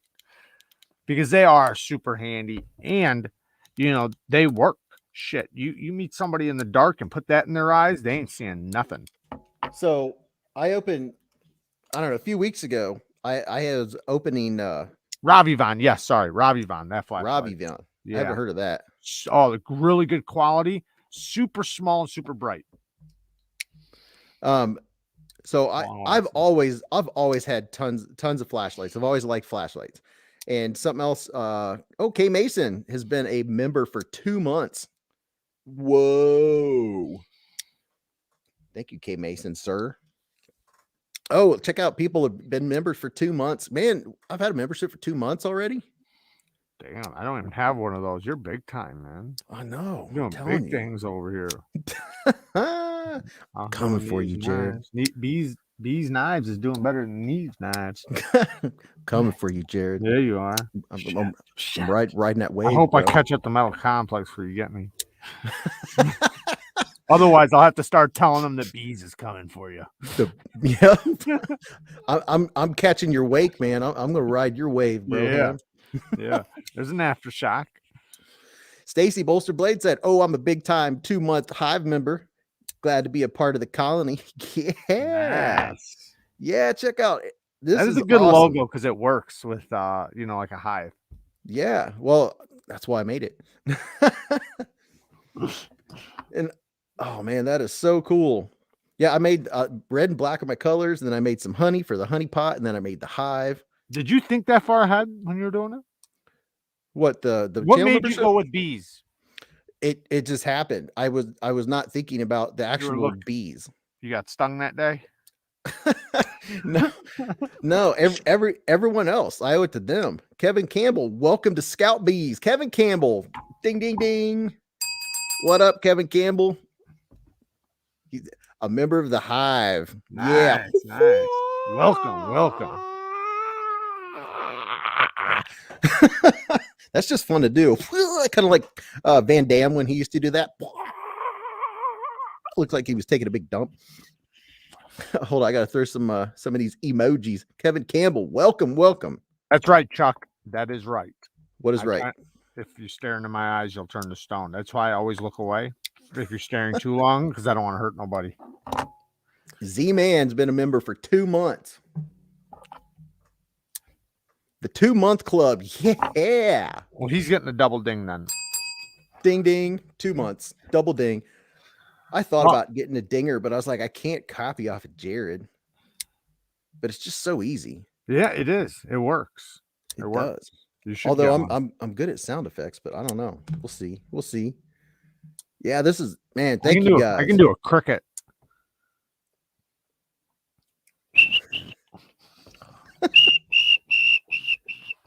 Dude, that's pretty good. Yeah. I don't think I've ever heard someone do it. Too. All right, I got a vacuum. Yeah.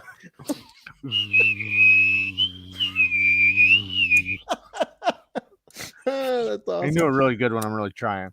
I'm gonna have other 2 month messages. Did I miss some or did I catch them? I think let's see, Stacy, Cue Ball. Let's see, Ruben, EDC Oz. I'm seeing a symbol next to some of them. I'm not sure what that symbol is. I think the symbol means that they're channel members. Yeah, if you get a symbol, that's what that is. And channel members get shout outs. And what'll happen is over time, the longer they have, the color will change. Right. Let's see what this people are tagging me on Instagram. Don't you know I'm live right now? Oh, check it out. So my knife journey, he always has pictures of him cutting up like apples and fruits and stuff while he's watching the lives. So awesome. He has a picture up on Instagram where he's got it up on his television, and it's you and me up on his television while he's Oh, chopping up fruit. that's awesome, man. Yeah. I always thought, man, that always made me feel good when people would send me messages like after my live, and they'd send me a message, and it was them watching me on their TV or something, or their dog sitting there watching me on the TV. Yes. Oh man, I loved it.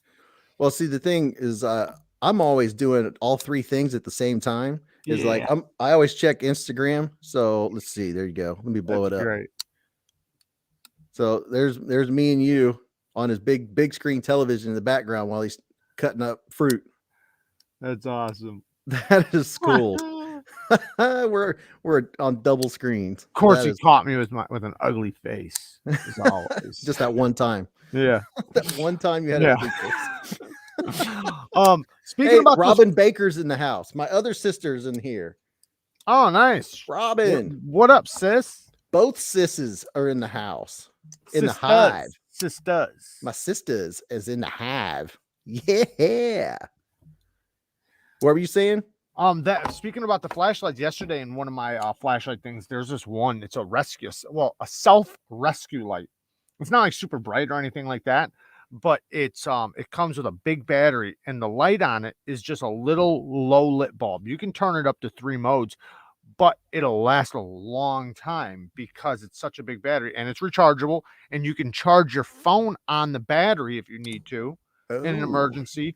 You can hang it. It's magnetic. It does all like a bunch of like little things, but it's for like, say, camping, like to use in your tent or to use in your camper or to have like in your glove compartment for if your car dies or something. Like it's a self-rescue light, but it's really cool though. And I said to everybody, like, I totally recommend it. And you can get bundles with those lights too. If you use my links down in the description, like you can get that and then a little light for basically the same price as just the light itself. But no, it's pretty cool though because of that reason, because you can, and it comes with the chargers, like all the different cords, so that you know, like whatever phone you have, it'll charge. Nice. Yeah, pretty cool, dude. See, I'm really good at the hey, I don't mind being interrupted by people joining and becoming members and throwing up super chats. You can interrupt me. You can interrupt me all day, and you know Beez Blades will stay on the 1 in the morning. That's a wanted interruption. Yes, interrupt me by all means, guys. Squirrel me all day long. The joke with me has been my Carta instead of squirrel. My Carta. Oh, Game Geek. Game Geek. Oh my gosh. Yep, I'm getting the bell. Game Geek. You get the Bruce Lee Broham. Game Geek. That dude has man, he'd make your knife collection look small. I think so. He has hundreds. Oh yeah, he probably would then. Hundreds. Dude has knifeage. Everybody thinks I have hundreds, but I have like 100. Yeah. Maybe 120. Maybe. Yeah, I don't have that many. Man, thank you, Game Geek. Man, there's folks, I tell you what, the Beezbladers in the comments on my videos are awesome. Yeah. I mean, it's like they're part of the conversation. And I've joked around in some of my videos. I'm like, if you don't even have a comment about the knife, tell me what you had for breakfast. And they'll literally be like, I had ham and eggs and I had pancakes this morning. Like, all right. Shit was delicious. Yeah. And because these are, all these people from all over the United States and the all Philippines. The world. Yeah. In Germany. They'd be like, hey, good morning. I'm having coffee, watching bees in the morning. It's freaking awesome. You don't have to tell me you don't have to like the knife in the video. That's a way of chatting if you're not in the live stream. Absolutely. And it's great because it gets you outside of your community to build a community of people, like-minded people, right? That you would have never known otherwise. But because of the internet, you find these people that are very similar to you or have the same sense of humor or the same interests, and you can grow a community from all over the world, right? It's so amazing. It's so amazing. And something that I hear consistently, and I know you hear the same thing, is that people from all kinds of different communities, like the pin community and flashlights and all this, they're like, the knife community is just like really weird how you guys are all so nice to each other and supportive. Yeah. Like you can come in here and your only knife is the Gerber Paraframe, and everybody will be like, hey, yeah, you might want to try this one. They won't be like, you suck. They might dog out that knife for about 2 minutes, but they'll be but recommending they'll love you something to for try. having it though. They'll love you for having it. They'll be like, check this one out. Tell me what you think. Check that one. Check this one out.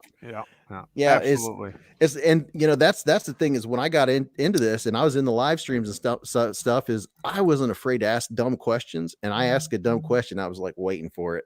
You know, it's like, oh, here it comes, and it didn't happen. No, people were like, oh yeah, that's cool, Beez. Check out this one. Yeah, you know, super supportive. Everybody's super supportive, super helpful. It's there amazing. are no dumb questions in the knife community. None, because people understand. Everybody's been there and everybody gets it. I hate that when I go on. This has actually happened. What's up, Jimmy Hyatt? Where I go on somebody else's live and they are annoyed by a question, and it pisses me off, man. There's been a couple people that, and I know that's not common. Don't get me wrong. I know that's not common, but where they actually got irritated by the question because either one, they had answered it too many times, or two, like they thought it was a dumb question or something. And it's like, what are you doing? Like this it made me so upset. But no, majority, 99.999% of the community is so helpful. We back each other up. We're always there for each other, and you know, in every way too. Hey, Stacy. Hold on, let me find it. Oh, there it is. You got a super sticker from the hills of Kentucky. Thank you, Stacy. You got the Kentucky Hills. Oh shit, we got Mike in here. Damn. There you go, Stacy. It's Beez's birthday. Beezbladeslive birthday. Matt, did you become a channel member or a Patreon? A patron? I'm trying to figure out how the patrons can get emojis. The Patreons can't unless they become a channel member. So you have to become a channel member to get the emojis. Yep. To Dion, yes, absolutely. I try to help everybody with anytime, whatever question. I stay up half the night sometimes helping people, and I love it. I have no problem helping anybody with anything. Everybody is so nice in this freaking community. It's crazy. Absolutely. Like you, I felt dumb. Like I'd ask a question and you wouldn't answer me because you'd be talking. Like you'd be like, "Oh, what's next on my list?" Now you're making me feel bad. I love this thing. I want people to ask questions. I want them to. What I don't want is I don't want to sit there with dead space and not be entertaining the people. So if nobody asks any questions, I try to get on to later, Jason Brown, to where I can keep people's attentions because I want people to watch it later. And I know people will be watching later that weren't involved. So I want them to be learning something. But trust me, I will throw the notepad on the ground. You know what I mean? Because I want to sit there and answer questions. Right. And see, that's what this is refreshing. But, you know, like me and Grateful Panda. That's what my wife calls him. Panda. Like we dude, I don't know how many marathons we've done. Now right now he's got a different job where he's working evenings and stuff, but I know my longest stream, and over that stream, I think I had Women Carry Knives, Therapeutic Edge, Grateful Panda, Z-Man. I had like 6 or 7 people. I did a 6.5 hour live stream. You got me beat. Longest I've ever done, I think it was like 3.5, 4 hours or something. But you did 3.5 this week. I know. It was great though. The only reason why I was because all Mike Emler's donations were coming to me. Because if I would have got off, he would have been live, and the donations would have went to him. So I had to make sure I took his donations. I know. I was watching. You were like, "Oh, I'm not going anywhere. You guys can keep me on." What the hell? Oh yeah, we got a 24-hour one coming up. Yeah, when is it? I keep hearing about it. I said I would do it. December. It's December 6 p.m. Eastern time. I don't know the exact date, but it's the beginning of December. But, I forget the date. I thought I wrote it down, but it's 6. It starts at 6 p.m. Eastern. But ding, it's ding, ding. 24 hours. I'm not sure what time. We're gonna get all the confirmations here soon. We borrow that bell, bro. Oh shit. Cue Ball said, "I consider you both friends, and Absolutely. love of knives made it happen. I love this community." Likewise. Yes, cue ball. This is all I got for you right now. I'm just gonna break down and get a bell. That's Karate just kick. You know what would be awesome is if What? you could get a bell that did that. I mean, I could do it every time. Just record it and just have a button. Have like 3 different ones, but you don't know what it's going to be. It's just going to be random. You know, I actually thought about getting one of those things to make sound effects because you can't hardly do anything on YouTube, or otherwise it's copyrighted. I know. There are so many fun things that I've thought, oh, that would be no, I couldn't do it. Can't do you it. know, you can't even do a sound bite. No. Or you get copyrighted. They'll get you. There's some like sounds that they have, and especially like if you get an editing app, they give you things like that you can use. They're supposed to be copyright free, but people get lit up on those. Like even that's Mike, what I was wondering. He's been lit up on them. I've been good so far, but it can definitely happen. But there are those little sound boxes like where it's like a voice of somebody saying something that winds up being okay. Yeah, it's like I know Ray. He has that kind of stuff. He's all into that. But I would love to do sound effects if it wasn't good, dude. From what I understand, if you sing something too close to something, that happened to us. That happened. Did it really? Yeah. Oh my gosh. Yeah. Just singing something, and I'm like, as bad as I sing, you know. I think that happened to Zach stuff. He sang "Happy Birthday" or something, and it got copyrighted. I own the rights to "Happy Birthday," by the way. So how can someone own the rights to that? I have no idea. But Kara used to sing hold on, random rock songs. Michael Morgan's making a good point here. Jared, it's time to pass the torch, and by that I mean give your Rockstead to Beez. I'll send it to him to check out if he wants to check it out.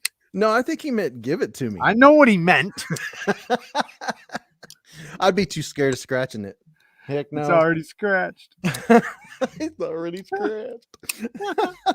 But that kind of responsible Ray, he had to throw away somebody's knife. I got him one coming. Oh, do you? Okay. Yeah, I took care of it. All right. Yeah, I was like, oh, that sucks. I would have walked back to my car.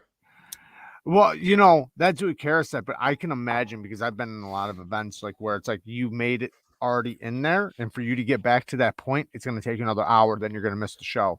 So yeah, you know, that's true. I even had it one time where I was going into court, and I forgot I had a pocket knife on me. This actually happened twice. But one time I had that on me. I shoved it in a bush, like into like underneath the bush and like the mulch. I got it back though. Another time I had a bullet that was a keychain.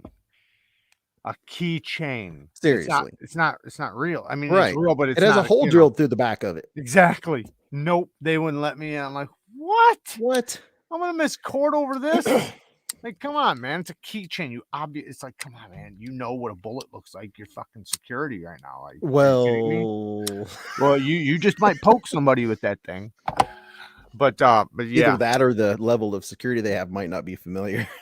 No, I contacted Migaron for Ray, and they're not going to have it anymore for like another 2 weeks. But I got one, so I'm just going to send him mine, and then Migaron will just wind up giving me a new one, or you know, whatever. I'll buy one later, or whatever. You know, I have been so fortunate when it comes to getting into a place, and then you get up so far, and then you find out that they're metal detecting, and I'm like, oh.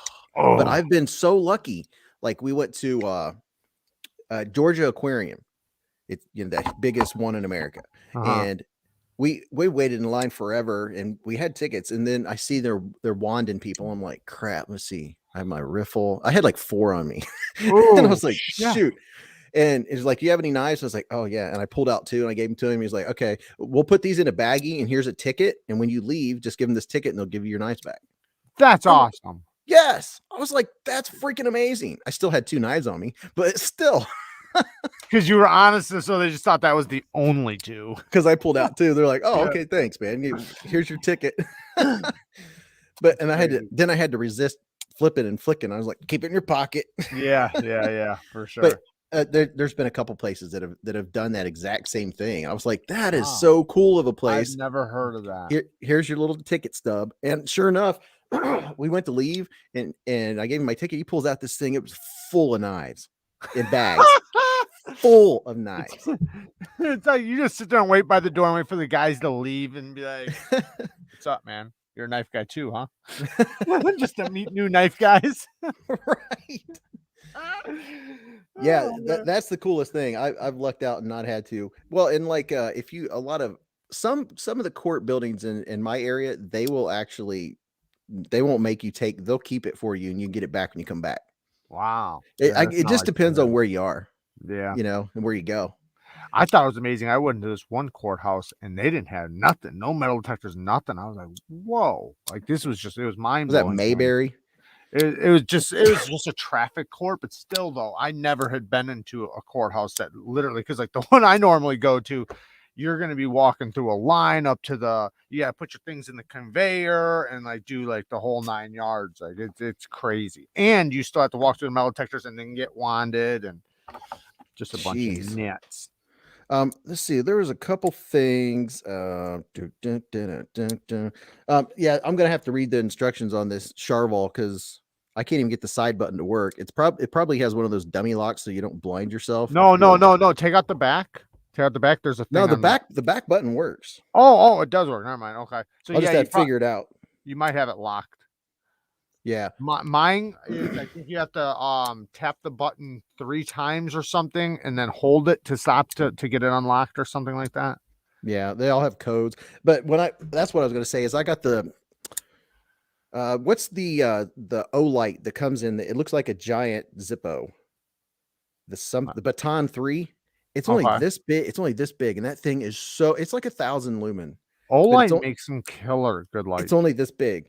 Well, I was on the live and I turned it on and it was only facing my stomach. It wasn't facing my eyes. And it turned on the torch mode. Yeah. I couldn't read the comments for 5 minutes. All right.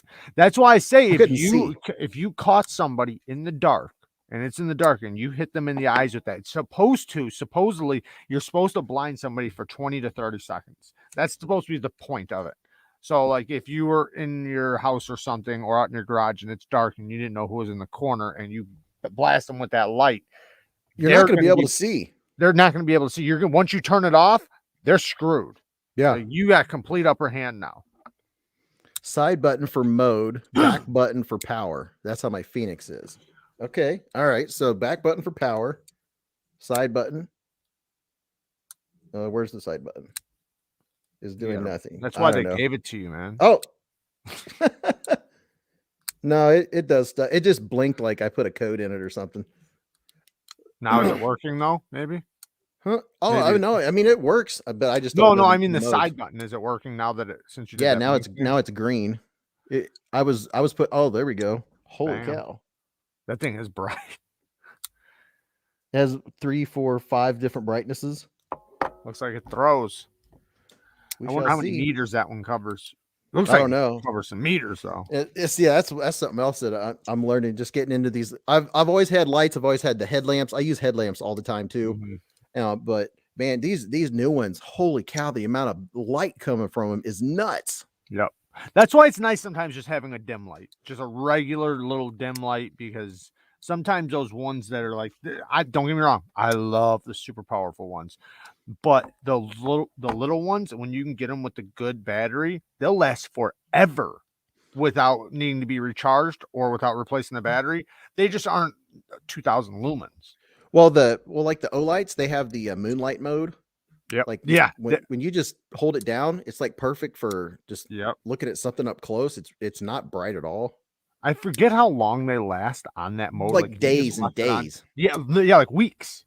Yeah. Like a crazy amount of time. Like you don't even believe it.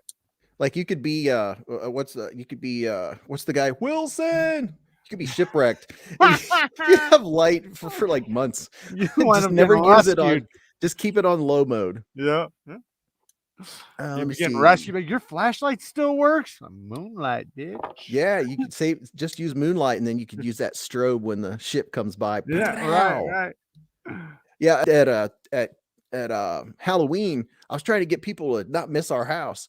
So I put mine on strobe and put it behind one of those blow up pumpkins. That pumpkin was like hard to look at. It's like you had to have seen it at the other side of the street. Just There's probably kids flipping out, you Getting know. seizures. Yes. It's like, we have full Hershey bars. Get your butt down here. This is the spot. You know how much money I spent on this? And guess who's been eating a candy bar every day? Right. Guess we ate a lot of candy afterwards. Because I had the whole Hershey bars and a lot of them. And now we have them left. Man, you were the house then, man. Because I remember when I was a kid, you knew from the year before where was the spots, right? You knew the houses that when you went there, they'd pick out one piece and drop in your thing. Then you knew the houses that grabbed handfuls and gave full-size candy bars. There was a house on the other corner that would give you a soda pop. Ooh, a soda pop. Yeah, we had one of those. And you know what was weird is that, you know, because we used to do this when we were kids. Like Later, Lone Wolf. We would try to go to the upper class neighborhoods, and they would always give us shit. Like we wouldn't. You would think, like, man, this neighborhood's rich as hell. Like, why aren't they giving us? They should be giving us like bags fulls, right? They'd be the ones giving you one or two. But then all the poor neighborhoods, they'd be the ones that give you a handful or leave the bowl outside, say grab a handful. I don't know what's to that. I'm guessing just, you know, people don't get wealthy from handing shit out like that, I guess. Thanks for stopping by, Shane. Shane said the 24-hour live is December 3rd, 6 p.m. Eastern. Mr. Hershey is the man who invented the process to add milk to chocolate. Then it made it into GI rations. Made into GI rations in World War I and got worldwide marketing. Nice. I watched the whole History Channel thing on the Hershey thing. Oh, did you? Yeah, that stuff's pretty cool. So you're educated on Hershey's. Yeah. I'm a purveyor. Education. Yeah, educated. I watch the History Channel. Yeah. Dude, I'll tell you what, since I've had a YouTube channel, I don't watch a whole lot of TV. Me neither. Like the TV will be on and the laptop will be in my lap. Mm-hmm. And like I'll be on a live watching a live stream, you know, and I'm chatting, but I'm also like editing at the same time. Yes. When you make There's not enough time in the day. Nope. I've said that so many times that like my day is so filled up for me to enter anything else into the process. I have to plan it because I just don't have time. And like me and Kara, we always found time to watch movies and shows, but lately, man, it's like a special occasion. Like we plan it like, hey, you want to watch a movie tonight? And I got to make sure I get all my things done and coordinated, and then I'll be like to the limit. Like we'll be turning it on, the subtitles will go through, and I'm still trying to get my shit done. Yeah. Well, like, shut that damn thing off. To Tyler Williams, what's up? He said, bang, it's Beez Knives. I am late to the show again. Hey, you're here. But Tyler, it's like tonight, we started watching a movie, the new one with Dwayne Johnson in it. I don't know, he's in the Amazon. But, oh yeah. I know what you're talking about. I was like, the stream starts in 40 minutes. I got to go and set up my camera and set up the blah blah blah. So when we're done here, we still have half the movie to watch. You know, and then 2 weeks ago we were watching a movie where you go and watch it outside. It was a Halloween movie. Okay. And we're watching it on the big screen outside, and we had to leave early. Cool.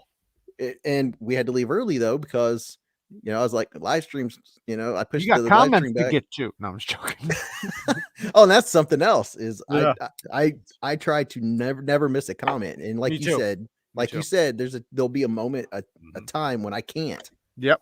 And something else that I've heard you say that is so true is all of a sudden you'll see comments. You're like, why did I not see this? YouTube just pops up comments out of the blue. Yep. It's the ones they held.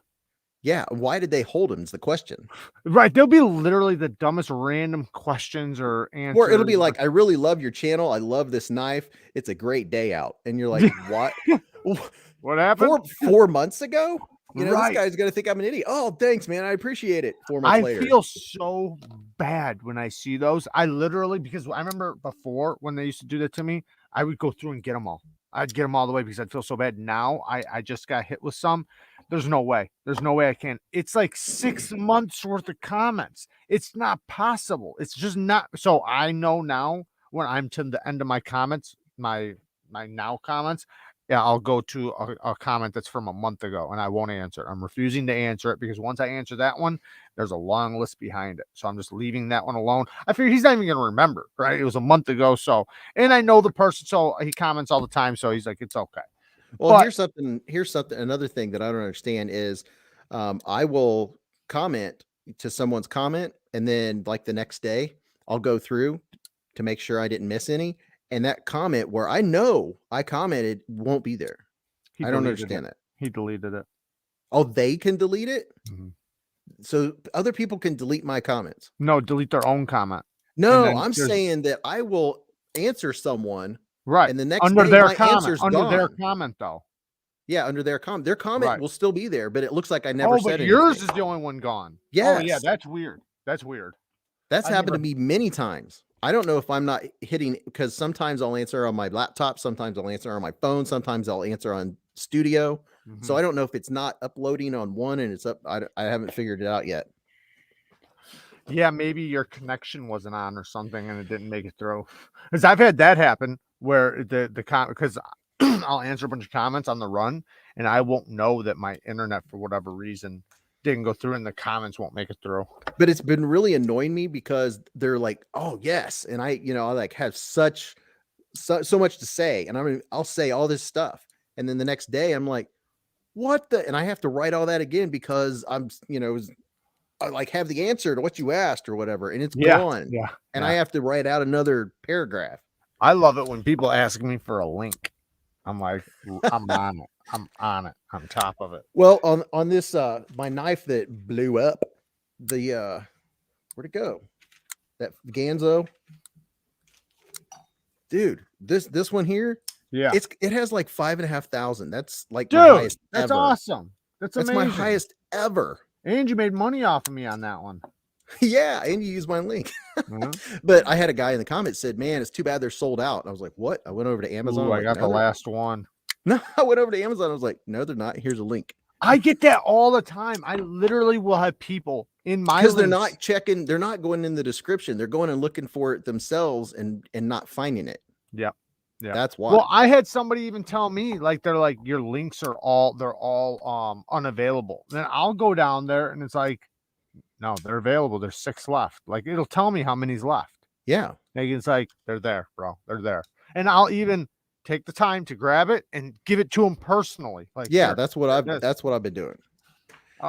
Because I think some of the knives, if you go in like this one and you type in FH whatever, and you'll get like women's clothing. It is weird that sometimes that happens. There's the search engine isn't always great with knives, but if you go in, there's some of them that if you don't put something knives so-and-so, if you don't put it just right, and you just put in like FH22 or whatever. You're talking about in your affiliate program, right? I'm talking about if you just go to Amazon. Okay, just Amazon. Okay. You just go to regular Amazon and you're searching for a knife. If you sometimes if you don't put it in how Amazon has it in, you won't think Amazon has it. Right. I noticed that with it'll my just show women's clothing or protein drinks or something else, just something random and that's not even close to the name. Right. But, and then you'll change one letter and bam, it pops up. Right. Like, and I think a lot of folks, when you'll say, go check my description, they don't go to the description. They just go to Amazon and then they can't find it. Yep. It's like, I already found it. I did the work for you. It's not like I'm making 23 cents if you buy a knife, Yeah. I had not even a quarter. I had for like a week straight. I kept getting these comments where people were asking me like how much the knife was, where can I find it, all these things. And I would just tell them, I'd keep leaving it in the comments. Like it's in the description, So finally I made in a video, I only did one. I should do this in multiple videos, but I literally screen recorded myself clicking on the description and showing them, here's where the links are. Push this arrow. And then while you're at it, hit the subscribe button in the, I'm joking. Well, I've done that a couple times. I'm like, okay, if you look right here, everything's backwards. If right here, you'll see a wide shaped V. If you're on a cell phone, if you click that, it'll show you what I'm talking about. Because I don't remember, I would go to YouTube and didn't know there was a description. Me too. I remember not knowing. So I don't blame it on anybody. The right spot, you're not going to know that all that information's in there. I've literally, to be honest, I've only been on YouTube for a few years, like 5 years. That's how long I've been on YouTube. Before that, I didn't do anything on YouTube.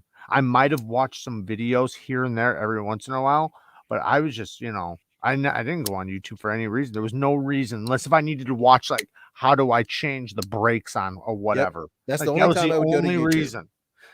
I would go to And YouTube now if it's I, like, if I so when wanted I to know what. I was gonna say, when I started like watching them, like now, it's like I had to learn all that same stuff too.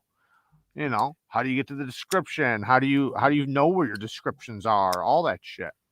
I didn't Or start subscription. binging YouTube until last year when I was sharpening chef knives and I started looking up sharpening videos because see, I grew up with having all the Gerbers and all that stuff, and I was Yeah. like, I just suck at sharpening. Right. It was because I was trying to sharpen crap steel. Yep. That I was trying to sharpen hardened Play-Doh. That's a fact. Yep. And because I would Completely it's different. sharp, cut one thing and it's dull, and then it was an eye opener because I was like, this doesn't make sense. I can get my chef's knife just laser beams, right? And then I got my Tenacious. That's what did it. That's what made you realize. I got my Tenacious and dulled it, and it sharpened right up. That's why I tell people, get a thin HCR13. Yes. And you'll be like, what? I always say, do not. The worst thing you can practice sharpening on is a cheap gas station knife or something near that, right? Get something that's nice and thin behind the edge and a reputable company, and I'm not talking about Gerber or anything like that. I'm talking about like a Civivi, like a Spyderco, something that you can pretty much be guaranteed that it's going to have a good quality steel on it, because it's night and day different. Like everybody always asks me, what's the hardest steel you ever had to sharpen? And it's like gas station knives, hands down. That's what I discovered, that there's this difference in steel other than stainless. There's so many. and dictionary. But that was the thing, dude. That's what broke it for me, was the feel and the action, and that I could actually sharpen it. And I was hooked. Within 5 minutes of opening my first, what I call above gas station type knife, I was hooked. I was like, okay, I'm in. Where's Amazon? I'm here. Yeah, I already knew that I had jumped into the hole. I already knew at that it's moment. A deep rabbit hole, ain't it? Oh my gosh. I got this from a Therapeutic Edge, and it's so true. What's your favorite knife? My next one. Yeah, there you go. My next one. I love it. Yeah, I can't answer that. I don't know how anybody. I think you liked my reply to that, though. I did. No, that is the best reply, because I get asked that all the time. And the worst one is, what's your top 5? Like, give me a top 20 at the very least. No, on your live the other night, somebody asked you what your favorite one was, and you were like, somebody kick him out. And then I asked, what's your top 50? You're like, okay, that's more like it. Yeah, that's a good one. There we go. Now I can give you some answers. But yeah, you're giving me some breathing room. Yeah. Well, because top 1 for what? For what? Like, give me some type of scenario. Like, give me some zombies. I fell off a cliff. I have a broken leg, and I got to get you apples. Yeah, and there's apples. Yeah, exactly. All I can eat is apples. I'm opening letters. Give me something. Well, you know what? Speaking of knives again, back to knives. What company haven't you dealt with yet that you want to? Like, what company haven't you? Hold that. Todd said, here's a question. Can you guys get affiliate links for Canada, Amazon? I thought the Amazons were just any. I've had people use them from other places, so I would imagine. I think Amazon is regional. They'll only let you get what you're allowed to get, I think. Yeah. Like if you're in New York, you can't order certain knives. Right? Yeah, no, New York's, they're just, they're so is that how it is in Canada? I thought Canada they still could, but Canada they have different rules. So I know other countries have, because I know people in Australia who have used my shit. So I think what he's asking is, can you get a link for like an Amazon link that people in Canada are seeing, maybe that we're not? I don't know. Go in his description and click on one of his knives that he has linked and see if it works. See if you get a price. If you get a price, then you can order it. as long as it'll ship to your address. It'll tell you how long it'll take to get there. So, and if it doesn't tell you anything, then no, then we can't. So you were asking, we just get what we get. Yeah. So you were asking, what company have I not dealt with that you haven't had, that you like, that you want to experience or try, or it doesn't matter if it's budget, high end, whatever. Just like, because there's so many companies out there. I know there's one you haven't had yet. There's a ton. Right. If it's anything of that makes knives that are 100 or hundreds, I don't have experience with them. Okay. Plain and simple. Like my two most expensive knives. This is how high priced if you've seen my channel, they're budget knives. Like these two Spydercos are they're $150. You know, pair of 3 and the Mannix 2. Nice. I went straight from the Tenacious to the Mannix 2. Mannix 2 is a great knife, though, man. After watching like hundreds of hours of videos, I decided, okay, that's the Spyderco I want based off of. And that's the nice thing about YouTube is if you want to get something in whatever range, you can watch enough videos and figure out, you know, which knife you're going to get. But you've handled knives like Riats and Wees and things like that. I've handled a couple Wees, like two. I've handled 2 Wees. I don't know that I've handled a Riat. I don't think so. No, I haven't. Okay. I haven't handled the ZT. That's the most expensive knife I think I've handled. Yeah, dude, if any of the high-end knives, no. Like I can't believe that this thing cost $190. Yeah, some of those you can't put into consideration with $190 knives though, because that's a little out there, because there's a huge difference. like you haven't tried no Two Sons? Yeah. Okay. Okay. Now we're talking. This is my only titanium knife that I own. And it's a Two Son. Okay. There we go. Okay. So you've experienced. It's the only one that, look at that mirror edge. Ooh, swing, swing. This is the only one I've put a mirror edge on too. Well, any knives that I have in my collection that you ever want to check out, man, just name it. I'll send it. I have no problems. But then I have some knives. I have some knives from Cue Ball that are in the queue. Yeah, Cue Ball's the man. He said he had to go in 20 minutes, and that was like 20 minutes ago. But I'm pretty sure he's still in here. Yeah, Cue Ball is awesome. Yeah, I love Cue Ball. See, and he sent me a bunch, and I'm doing the same with them, like I do with any knives I get in. Like I have the ability to keep a knife in a box for a week if that's how long it takes me to open it. I only open them on video. I've went by that rule since the beginning. So sometimes I'll have 5 brand new boxes sitting on my table downstairs, and I've had them a week and haven't opened them yet. Wow. Yeah, so that can't happen in this house. all of the ones that he sent to me, they're sitting there. I set them out on the table and they are covered over with something so they don't get dust. And I'm not using them, not flipping them, not anything. So I get the real reaction for the video. I do a first reaction. I can make it overnight if I have to, and I've had to do that a bunch of times. But usually, what I'll do is, I'll just literally if I really want to open it, I'll either just wind up doing it off film and just tell people I already opened it, or 2, I'll do it right then and there, or wait till the next morning. But I couldn't wait 5 days. I've had to. Sometimes I don't. I have a very busy schedule, and sometimes I can't. And I'm used to it now. I'm like, yeah, I have one right there, brand new in the box. I've had for about 3 or 4 weeks. I haven't opened it yet. See, I don't know why wouldn't you just open it and experience it and then just do the first? Because it's a shield and knife that I'm doing like first impression and breakdown. So, but you know, you can do. And they said take your time, so I'm taking my time. You can do a first impressions like based off of like a day of holding it. You can do that. And see, I really enjoyed that. I just did that like a week or 2 ago. Yeah, I carried the knife for 1 day and gave it my first day impression. That was gives you the best first impressions. It really does. Yes. See, that's where my mind is thinking. That's the evolution here, because I was like, I can literally do a first impressions video, and then an hour later, I'm like, dang, I wish I would have said this. Yes. Holy cow. That sucks, or that's awesome.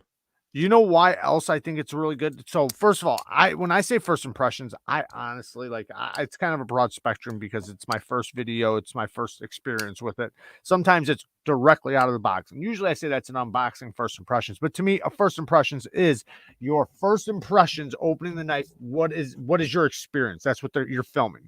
You're filming your experience with that knife. The first moment it gets in your hand, because sometimes people want to hear that. They want to see what is he, because sometimes it's over with. Like, say if I did it a week later after I've already had the knife, now it's like they're not getting that moment of when I feel the action for the first time and I feel the drop and Or all see that. my card on the Roach. Oh my God. Right. Sometimes I find myself not talking on a first impressions because I'm just gawking at it. Yeah, right. But there are those times though you've had it for just a day, right? I'm not saying a week or anything, just a day. And because sometimes when you first flip it open, the action is nowhere near as good as it is 10 minutes later after you opened it. Yeah. So sometimes that's really good. Like, I'll be in the unboxing and be like, well, it's not fall shut action. I'll turn the camera off and it's wham, slamming down now. 10 minutes later, 20 like, flips later, it's amazing. Damn it. Right. And I'm like, these people aren't getting what it's really going to be like. They're going to think it's kind of rough. Yeah. Now they're not going to use my links. I'm just joking. I'm just joking. What up, Andrew Reed? Now, here's something else that I've noticed. I've started doing unboxing and disassemblies, and it shows the magic of just that little bit of cleaning does.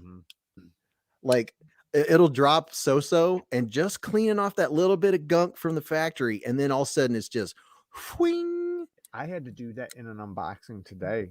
I had to put KPL because it was dry for whatever reason. The D10 ball, and this was a Reat, a D10 ball was dry, and after about 5 flips, it was like, and I was like, oh, so I got the KPL, put it on there, and then it went to drop and shut really good. Went to magic with the magic juice. Dwayne K said that. Answer though, what company haven't you dealt with that you want to, or that you want to experience? It doesn't matter if it's budget knives or high-end knives, just a company that you have not experienced yet. What is it? You gotta have one on your mind. I tell you one that has caught my attention, and I got to play with the knife for like 5 minutes at I went to River's Edge Cutlery and hung out for count, but go ahead.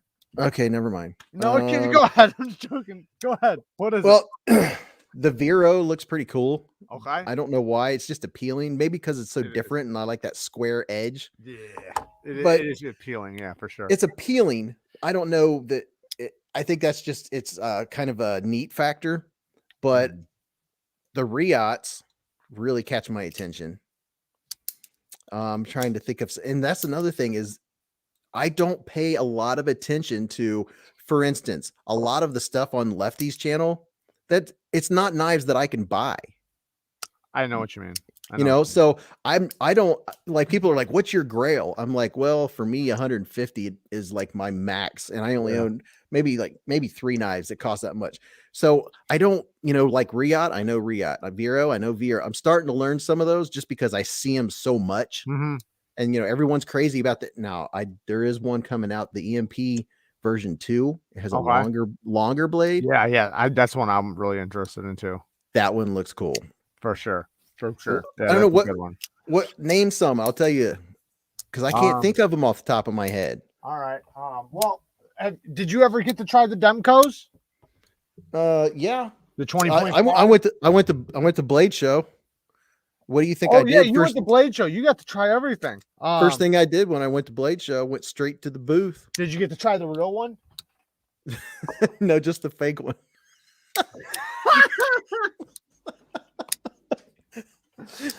What do you mean the real one? Well, the 80/20. The 20, no. Not the 20.5. No. Just the plastic one. Just the fake one. The real deal. You didn't see it on the boot? It wasn't there? The big dog? If it was, I didn't see it. They were probably sold out. They probably went quick. Now, I purposefully went and held some expensive knives. Like I went and held some. I got to hold a Chavez. Okay. Those are good. I purposefully went and checked out. Not Chris Reeves. What are the ones that when they're open they have a big flipper tab? They're fake. Everyone loves them. Medford's? Medford. Yeah. I wasn't really super impressed. It just wasn't. Did you try any of the slim middies though? I tried 4 or 5 different ones, and the one with so many different ones, the slim midi is the one on bearings. There's no flipper tab. It's all I like that reversible. one. Yeah. That's a Medford. Yeah.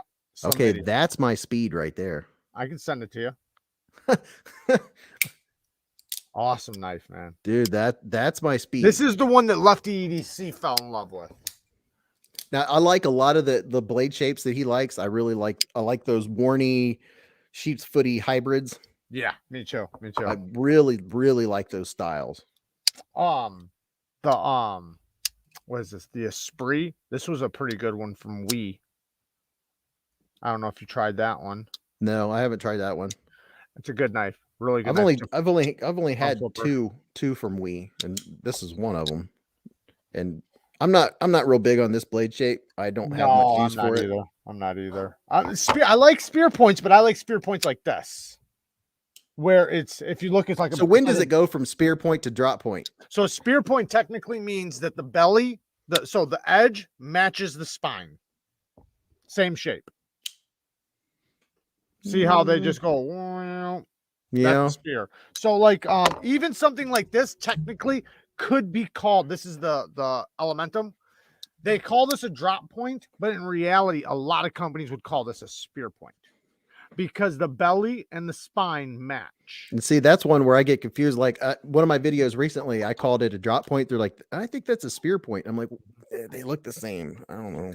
That's why I always say, like, listen, you can call it what you want. I'm going to call it a spear point. You can call it whatever you want. And you could go online and look at charts, and one will say something's this and one will say something's that. Absolutely. And you know, something I started doing a long time ago is when I was doing my videos is I wanted to put down the specs. Well, if you go to White Mountain Knives, you get these specs. If you go to Blade HQ, you get these specs. If you go to Knife Center, you get these specs. I'm like, how? And then you go to the company and get those specs. Yeah. And there's like 4 different measurements. Yeah. I'm like, so I forget it. I'm just going to measure myself. The company is usually the right one, but sometimes not always. They're not always. Not always. Now, see, so like with like blade stock thicknesses, if you measured it yourself, there'll be a variable. The reason why is because, say, the stock thickness was, say, 130 thousandths, but after they put the satin finish on there and then rolled it in a tumbler and then put a coating on, now it's, whatever. So, but that little tiny bit is negligible. So yeah, it doesn't really matter. That's something I had listed on here. If we didn't have enough to talk about, which that's not going to be a problem. It never is for knife people, was blade geometry. I've always paid attention to that. And there's some folks that do not care about the specs. Nope. And that's why I give specs in 60 seconds. That's just my thing because I like it. And yeah, maybe people drop off at that point, but you can skip it if you want. It's because when I look at a knife, I paint a picture in my head. If you can tell me what my behind the edge is and what my blade stock thickness is, and how wide or how tall the blade is. So what I do is I always, and I'm sure you already know this, but I always put the list of the specs. I've never seen your videos. Whatever they give, I put in there. That's what I put. Now, the measurement I give that you can't find because there's no company that will give you the behind the edge thickness. Yep. And the reason why is because it's a variable. Yeah. Sometimes it'll be 15. That's the same model over here will be 18, right? There's a variation there. So but I always give you mine because usually it's going to be close. Whatever mine is, yours is going to be close to. Yeah. But I always give the list, and the list will tell you the spine thickness, and then I will tell you the thickness behind the edge, which can tell you the geometry. But I like to tell you though too, when I feel the blade, if it's robust, if it's very slicey, if it's in between. Like I like saying that because that's the thing. Like sometimes I'll be watching a review and I'm literally just waiting there. There's been times where I've fast forward, rewatched, went through because I know this person normally tells me the behind the edge thickness or tells me if the blade is slicey or whatever. And I'm just like waiting, like, because I can't tell from whatever reason, looking at it, like, how thick is it behind the edge? I need to know this. Yes. Gotta know this. Yeah. Can't buy this damn knife until I know. And that's something else that I've spent a lot of time practicing is when you use calipers. And I've watched, and you could get a $20 pair of calipers or $100, and they're going to be pretty darn close either way. It's how the user uses them. Yep. If you use the same amount of pressure every time you close them, because you can squish it in and get another, millimeter out of it. Hell whatever. yeah. And then also we're on the edge. Like so many times. How far behind the edge? How far behind the edge, and then also from heel to tip where you did it. Like there's so many things, but that's why it is, it's just like an average. But right, I still want to know. Now there are people I don't trust and I don't listen to their measurements because when I've watched them, they don't measure right behind, they measure way up here. And they'll say it's 30 thousandths. I'm like, yeah, and I'm like, what? No. What? No, it's not a tree trunk. Right. But when they do measure right, when they do it right and they tell me it's 30 thousandths, then I'm like, never mind. And what I'll do is on my purchase. A lot of times I'll notice it'll fluctuate. It'll be like 9 thousandths, 10, 11, 9. So I'll be like, it goes anywhere from 9 to 10, Yep. It's a it's a taper because they're supposed to taper technically. It's supposed to taper depending on the grind and everything. It should sometimes it goes one way or the other. Right. And you can tell by looking at it because the edge will be bigger in the thicker areas. Yeah. Because whatever angle you might, like if I sharpen a knife at 17 degrees per side, the smallest parts, the smallest edge, edge bevel parts, that's where it's the thinnest. And you'll watch it get bigger in some parts. That's why sometimes, like I've had people say that because they'll look at an edge and it'll go from really thin, then right at the tip it'll get really big, and they'll say, "That's ugly. I don't like that." And it's like, get over it, because that's the grind on the knife. There's nothing you can do about that. If you want it sharpened, there's going to be a variation. Now, for freehanding, there's a way to slow it down and not make it so pronounced. But if you want the same angle across your edge, guess what? The thicker parts are going to be bigger because it's the same angle. Yeah. Yeah. And boy, I tell you what, I really like it when I open a new knife and I look and I can tell just from sight right off the bat. I'm like, all right, they did a good factory grind, because so many factory grinds are just bad. Oh my gosh, so bad. Like the angles will be like this. It just there's never symmetry. Yeah, and you can really well, I'm not telling you anything, but you can, when you go to sharpen it, you're like, holy cow, I'm just gonna have to sharpen this side. Right. Yeah. Well, there's times I have to contact the owners when they send me knives, and I'll tell them, like, listen, I haven't even started yet, but I'm telling you right now that if I do 17 degrees on each side, it will not match. I can tell you that right now. I can look literally at the heel of the blade and see the edge bevel starts here and here like this, like they're just off centered. It's like, what the hell? And then also you can see sometimes the tip, like you'll look at the tip and you'll see one side of the swedge here is just completely bigger on one side than it is on the other side. Just one side of the tip is bigger. Yeah. And sometimes even the edge bevel, you can see from the factory edge, like one side is massive, and then you go to the other side and it's a little dinky edge. And it's just the grind is thicker on one side. There's nothing you can do about it. It's just the way it comes from the factory. I've gotten over that kind of, because probably 80% of factories, 90% even, don't get them even. Well, don't pretty get them much perfect. what I personally do with mine is I find which edge needs more taken off, and I don't do it all at once. Now I have on a couple, and that's what, and now I'll be able to. Oh, somebody asked me earlier, did I find a stone for this? Well, the first stone I got, and I'm going to get more, but I got a DMT 4-inch DMT extra coarse. Nice. So that'll, because man, I've reprofiled 3 knives on the 320 grit. Oh my god, it's like forever. Like, plus those are little tiny stones, so since they're small, like, just if you had a 320 grit in the stone that you're getting, it would be twice as fast because it's twice as wide. Do you know what I mean? Yeah. Because the stones are half You're covering inch. such a small area. Right. And then also, if you or those stones, and I'm not trying to drag them because they do make good stones, but the ones that come on the system, I said this in my first video, they don't seem like the right grit. Like the 600s seemed like way finer than a 600. Now what they seemed like, to be honest, was a 600 after it's broken in. Like my 300 grit, it's kind of smooth for 600. way too smooth. And then Like even like the 320. The 320s, it didn't make any sense. Like my 600 grit regular plate that's new is more aggressive than their 600 grit brand new. And it's like they always break in. Diamond plates always break in smoother. That's why they're supposed to come extremely coarse, because they break in. But when they come already pre-broken in, basically, then think about what it's going to happen when it does break in. Yeah. Your 300 grit just turned into 600 grit. Your 600 grit turned into 1,000. Mhm. So, and then they're wore out. Well, it's like when I got my DMT, I got, you know, the big boys. I have a couple of them, the 3x8s, the diamonds, and I got the, when I got the extra course, I used the old kitchen knife like that was out in the garage.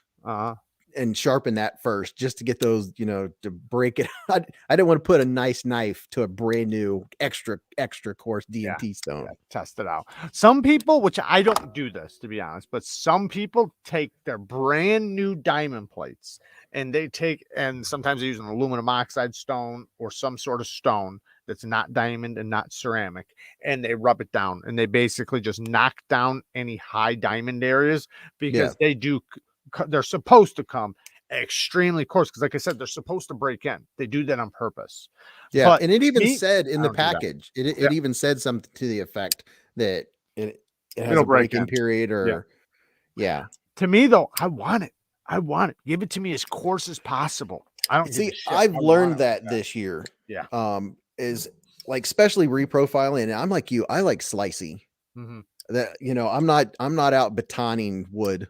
Right. I like laser beams. Like when I got the Stinger, and the first thing I did was reprofile it to 17, and oh my gosh. Oh my, night and day difference. It's so freaking nice. The difference between a factory angle and what you can do if you resharpen it, it can turn a knife that does not cut very well into a knife that's like amazing at cutting. And for going from like 25 to 17 degrees is a lot of steel, and having a super coarse, help me get that stuff off. I don't want to take an hour to freaking get that steel off. Also, your edge retention goes up too. The more you lay back your angle, now it's not as tough, so you do have the more possibility of you getting microchipping. However, if you're cutting regular stuff and you're not hitting rocks and things and, you know, whatever, not your chopping edge wood retention goes through the roof when you lay back an edge. Like if you look at the difference between a 20-degree angle on the same exact knife versus a 17-degree angle, you'll wind up getting like an extra 100 foot of cutting cardboard or something.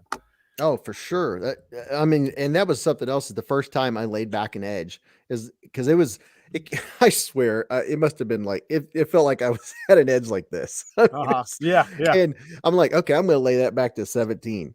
And you start, and you're just way touching. back behind there. I'm like, it's all the way back here. You're starting. 10 minutes later, I'm like, I look at it. I have the jeweler's loop.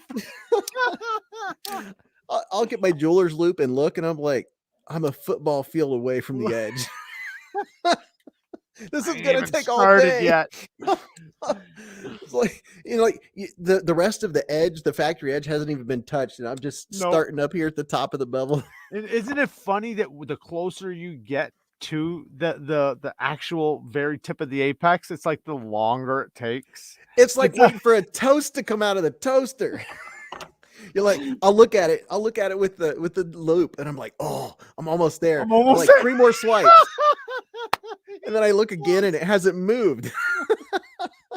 I'm almost there. An hour later, I'm still almost there. And I'll look, and I'll be like, okay, that's all. And then I'll get to a spot, and it's just like the micrometer. And I'm like, damn it. Or it'll be just a one little corner, like at the back of like right there at the spot. That is the bane of my sharpening. Is right up at the belt. Why? That, or sometimes the very tip. The tip is the thickest point normally, not always. But back here, the reason why, I'll tell you why. The reason why at the heel is because when they go into sharpening, they go like this. So like if I'm going in to sharpen, they'll turn it in and then put it in. So what happens is right there is deeper. So you're trying to sharpen out something that's deeper. It's the deepest point. Oh. So your stone is actually gliding over it, and you literally have You're not hitting it. You're not hitting it. You have to get it. You just have to keep working on it until it finally comes. It's literally like taking, like, say, a table that has a hole in it, and you're trying to sand down the hole. You're just gonna the rest of the blade you'll have sharpened. Yeah. And I'll just be right up there, by the plunge grind. And the other thing that makes it suck is that I'm trying to not make a smile at the same time. The most fragile point. And I'm putting my finger there to make sure that I'm not going to hit that. I don't want to make a smile, but I need to take off 4 feet of freaking steel in this one spot. Oh my gosh, it's so annoying. Yeah, those are my banes. The tip, I've noticed that at the tip too. But the tip, I'm not as worried about. I don't ever slide off. I always keep it on the stone, whichever way I'm doing it. But up here, man, that's especially why, like you said, you're so worried about hitting that plunge, or even hitting with some knives, even hitting the scales. Like, just depends, like, because you hear that sound and you're like, oh, what did I just hit? Yeah. Oh no. Yes. And like, you can tell, you have your normal sound, and then you hear oh, what did I just scrape up against? And they'd be like, oh, it was the thumb stud. Thank God. It's it can be a hassle. I've had so many different knives that literally have just, it's like another knife will take me 15 minutes, and then this knife will come up and it'll take me 2 hours. Like, just the difference in time. Like, sometimes people, and that's why I always tell people, do not ever base the time however long it takes you to sharpen a knife by however long it took somebody else. Even if it's the same, not the same exact knife, but same model. Like, if you say, I watched a video of somebody sharpening a Spyderco and it took them 20 minutes. Why is it taking me an hour and a half? And they think they're doing something wrong. Because your edge was crap when you got it. Right. Or the sharpener, whoever at the factory sharpened it like crap. Or the grinder, whoever ground that particular one, ground it off. So there's so many different variables. You never want to put that into consideration. That's why I always tell people, chase the grip pattern. Don't chase the burr. Just chase the grip pattern. Like you were saying, how you can see the grit going down to the edge. Yeah. Concentrate on that, because that will be the indicator of when you're done on that side. When your grip pattern has hit the top of the bevel, all the way down to the tip of the apex, the very tip of the edge. All nice and clean. Right. All nice and clean from heel to tip. And it's not saying you can't flip over and start working on the other side. You can work on both sides at the same time. But the point is you're not done to go to the next stone until you've gotten that.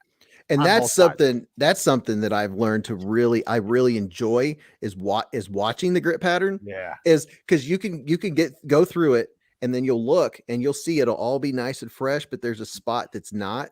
And then you 2 or 3 passes, and you can see when you've cleaned off and it all is a brand new grip pattern. Blending. Yeah, you see the nice lines all the way up and down.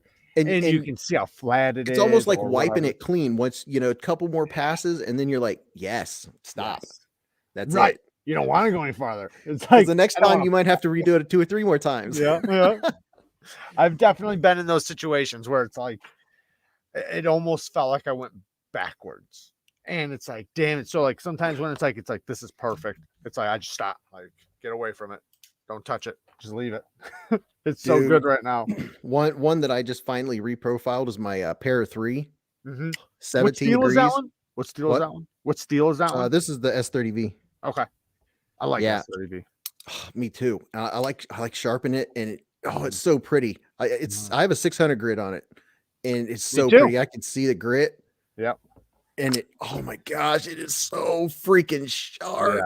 Yeah. That's why I always say about S30V, man. S30V takes a ridiculously sharp edge. And in my opinion, this is just my opinion, nobody has to agree, I like it far better than S35. My opinion. I've heard you say that a lot, and I think I have 1 or 2 knives in 35, but and that's something else is people like, do you sharpen a lot? I'm like, no, I have so many knives. I don't, I have a couple worker knives, but I don't have to. Right. When which you that's a when great you do problem to edge have. maintenance too, like if you're stropping and honing, you can go like it's kind of like say if they say, oh, this steel gets 1,000 feet of whatever before it'll stop shaving hair or paper.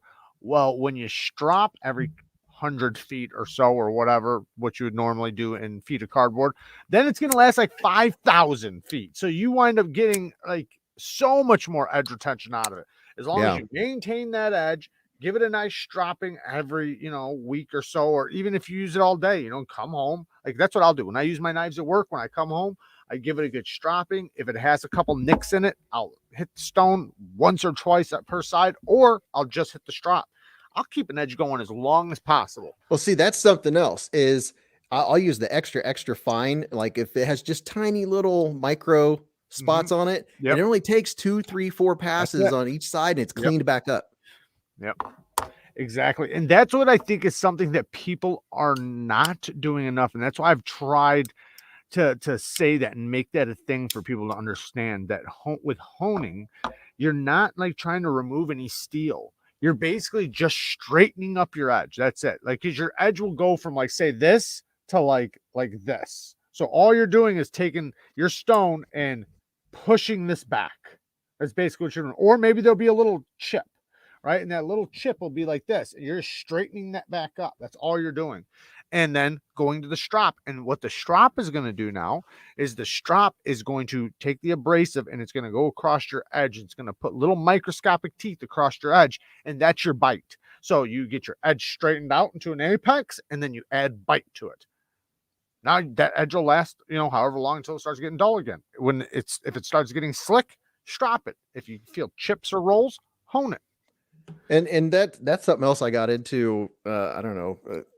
Before I even got into modern pocket knives with my chef's knives, is I went to Hobby Lobby and bought a bag for $12 of scrap leather, and I ended up having enough to make like 4 strops. I did the exact same thing. And I went to Home Depot and got some like one cheap board. And I was able to make 3 strops, and I did a 9 micron, 6, and a 3 micron, and then I have the green. Yep. And I like using like a 6. I like it. I don't want to slicken my edge off. No. I like it to have teeth for real. Right. Yeah.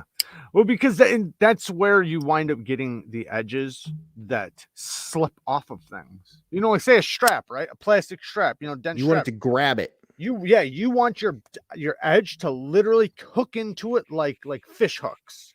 That's a good way to think about it. Or like a serrated edge. That's basically what it is. It's a microscopic serrated edge. Because you can have a really sharp knife, but if you're like a plastic strap or something, it'll slide off because it's not getting in and starting to cut. Right. Like a miniature saw. Yeah. You need those teeth to just hook right in. And that's the way I want my edges because of the things I cut. Some other people might be cutting different things and that doesn't matter. Like if you're cutting apples all day, that won't matter to you. But if you are cutting rope, straps, cardboard, you're going to want an aggressive edge. You're going to want some bite because that is do the most damage. Todd Carr said, I've been stropping. I strop it to the east. I strop it to the west. I strop it to the knife that I like the best. I've been stropping. Kevin Campbell said, is stropping still effective without compound? It is, but it's not. So it is. So, but it's not. What you're doing when you have no compound is you're taking and you're basically just straightening out the edge, and it'll take you a lot longer than if you had a hone or abrasive. So the abrasive that you put on the leather, what that's doing is it's literally adding, it's an abrasive, like kind of like you think about a diamond stone or any type of stone. So the abrasive on the leather is what is cutting the steel and leaving teeth behind. It's taking an edge, like say like this is a slick edge. It's putting teeth in it. So you want that. You want like say, even if you go like this, like it's turning your edge from slick to teeth because it's putting little microscopic chips at the tip. Now, a regular leather, all that's going to do is make it like this, slick. So, yes, it can straighten out the edge angle from being like this to like this, but it's not going to add the teeth that you want. That's where the abrasive comes in. So, it's and just using plain leather, you can align up the burr. Right. Knock off a burr even, Yeah. You can do that, but if you have an abrasive on the leather, it'll work faster. That's the thing. It's time too. Like it's kind of like saying, can you sharpen on a 800 grit stone? Yes, you can, but a 300 grit would work a lot faster. It's going to get you there a lot faster. Mm-hmm. That's why if you want to reprofile on a 600 grit, it's going to take you about 6 days. Right. But when it comes to stropping, in my opinion, you want, unless if you have a polished edge and you're just trying to like make it later, Tyler. Thanks for stopping in. You want an abrasive. The abrasive is what's going to give you the bite at the edge, and you want to, if it's an aluminum oxide, keep applying it. Like I reapply once every 10 strops, depending on how big it is and everything. But a regular size strop, it's a thin layer. It's so thin. You're just basically just a super thin layer. And then you'll see it starting to go bad because it'll start turning dark like that. When you start turning like that, dark like that, just throw on a nice thin layer. That stuff will last you a long time because you're putting such a thin layer on it. A little stick of that green. What's the green stuff? Oh, aluminum oxide. Yeah. A little stick lasts forever. Yeah, so long. I still have my original stick that I started with like 5 years ago. And I have like 10 others, but there's just different kinds. Now, diamond, the beauty with diamond is that it will last a lot longer. So you aluminum oxide breaks down faster, but it's cheap and your little stick will last forever. Diamonds are more expensive, but they last a lot longer. You won't have to keep reapplying it as much. Diamonds. That'll remind me of green crayons. Yeah, exactly. It's literally like taking a crayon and coloring it on paper. All right, before anyone else leaves and before I forget, let me do this giveaway since I said I was doing a giveaway. And there's gonna be a knife off, I can already tell you. But it's my birthday, so wait until. Do we have any moderators in here? Do we have a moderator? Oh, wait a minute. Seems Logical's in here. Stropping on rawhide instead of slick leather. I like the rawhide side. I don't like the slick leather. I like the soft. It doesn't have to be soft, but the supple leather. I don't like I never use this part of the leather ever. You see how this is still clean? I've never used it. I only use the the furrier side. This side is like for straight blade, like shaving blades, like straight razors. That's what this side's for. It's not, to me, it doesn't really do you anything. Now, if you took this side, you could sand it down, get that slick part off. Thanks, Logical. He said happy birthday. All right, so Logical seems logical. If you want to throw up a start, we'll do this giveaway real quick.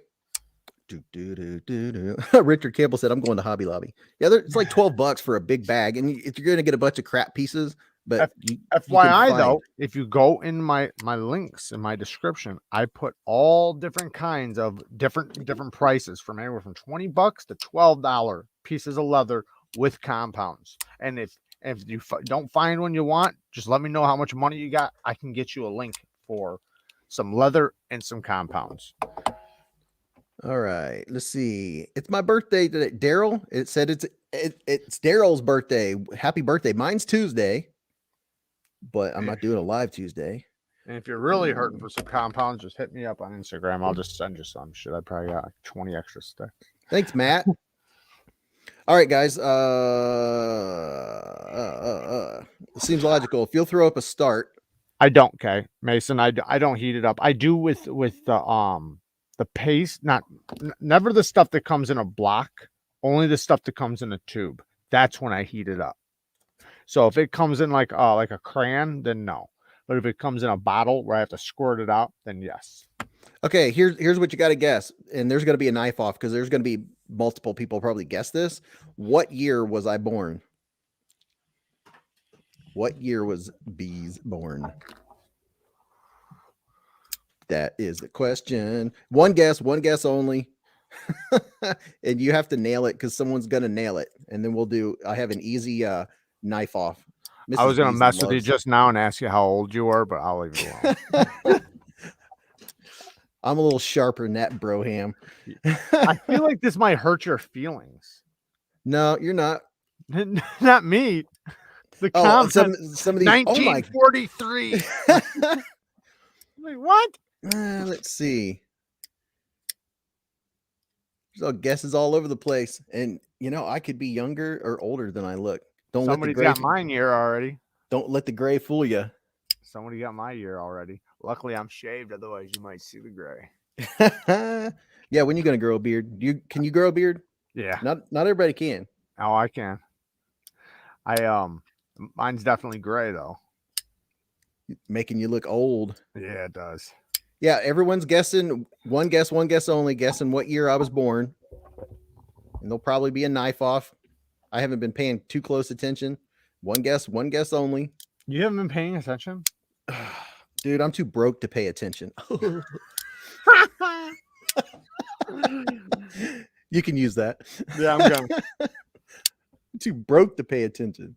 All right. I want to make sure everybody got their guess in. There should be 71 guesses up there. There's only one guess per person, right? One guess per person. Yeah, that would be too easy. You could just sit there talking to you, cue ball. Yeah, cue ball. All right. Did everybody get their guess in? You got 30 seconds. Get your guess in. What year was I born? Neves just tells him that's a blonde beard I grow. Yeah, exactly. Yeah, imagine me without the gray in my beard. That changes things. Ooh. So somebody wants to change their answer all of a sudden, don't you? So here's one guess. All that gray. Now here's another guess. Uh-oh. Now what do you think? Uh-oh. Interesting. All right, so let me see here. Everybody get their guess in. Golly, people are still lame joke infraction. I want to know how people all of a sudden knew you were doing the giveaway all of a sudden. We went from 66 to 72 like that. Oh yeah. I've joked in past ones. I'll say giveaway. And all of a sudden the people in the chat are like, doot, doot, doot, doot, doot. All right. That work? You have 5 seconds to guess the year I was born. Just make sure everybody gets in. And not Satisfaction. Seems logical. If you'll throw up a stop, please. You know, the funny thing is there's somebody in the comments with 5 devices. They've got 5 different names. I'm waiting for that stop. 1980. Some of these people are generous. They're giving you my year. And then a couple people think I'm a lot older than I am. Okay, we got the stop up. I was born in, change my screen here. 1973. Probably older than you thought I was. You're like, no, I thought you were born in the 60s, bro. What year? What was your guess? Honestly, yeah, I was honestly guessing in the 80s. Really? Yeah, I was guessing like 84. Very nice. Very, very nice. Oh, because I was looking at your beard and thinking about how gray my beard is. Yeah. Fuck, he's got to be the same age as me. It's hard to tell. I'm 86, so. 86. Yeah, you're young. I don't. Some people age. Some people, they like, oh, I'm 40 something. I'm getting old. No, you're not. All right. So who got 1973? God, that sounds freaking old. Man, that was back in the 1900s. Did anyone actually get it? Close. Jared White was close. He had 74. So I thought like 20 people would get it. So then it's going to be who got closest without going over. I just thought I thought for sure that there was going to be a knife off. Jared White got it by one. Well, was off by 1 year. Jared White. What did he get? 72? 74. Nope. Closest without going over. Oh, without going over. I'm sorry. Yeah. Damn. Close, but no cigar. Yeah. Paige said 74. A lot of people guess 74. Yeah. I'm going to be 48 Tuesday. Oh, Matt got it right. Matt Harvey. Matt Harvey. And Jack's lungs. Yeah. So Matt Harvey. Matt Harvey and Jack's lungs. All right. He's got some lungs on him.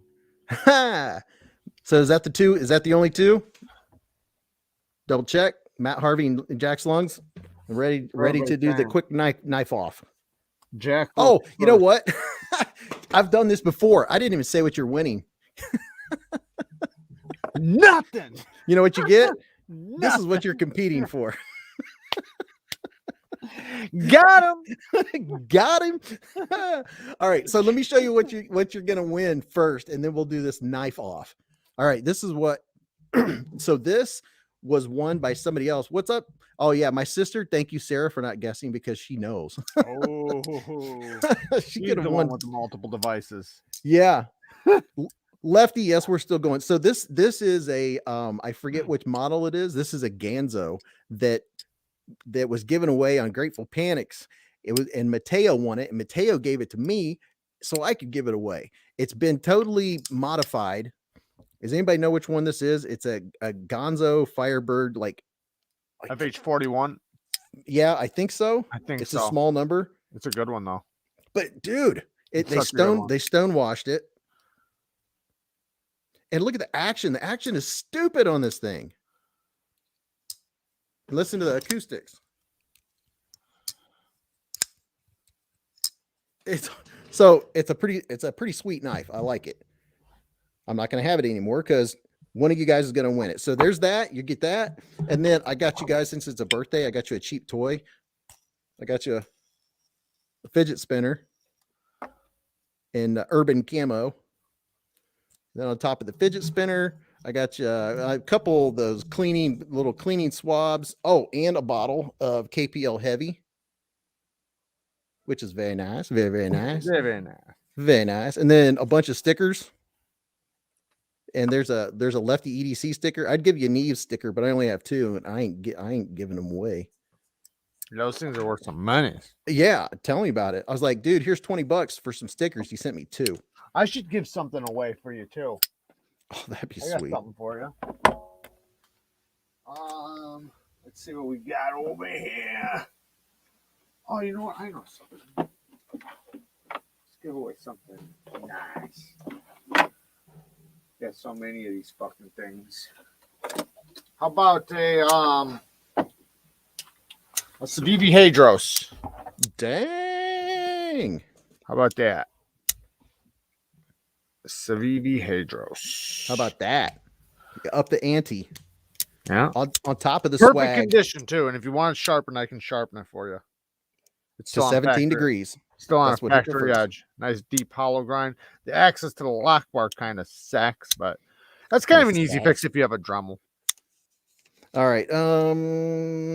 Okay. Well, let's do. Okay, the knife offs between Matt Harvey and Jax Lungs, and you're going to guess my favorite number. And the number is going to be between 1 and let's see. We're going to do the closest to it. Either way. It's between 1 and 25. Somewhere between 1 and 25. Between Matt Harvey and Jax Lungs. Ready, go. Ready, go. Ready, go. Hollywood Tactical said 666. Ruben throwing up some Beez Blades. NPR National Radio. Matt Harvey said 17. And Jax Long said 5.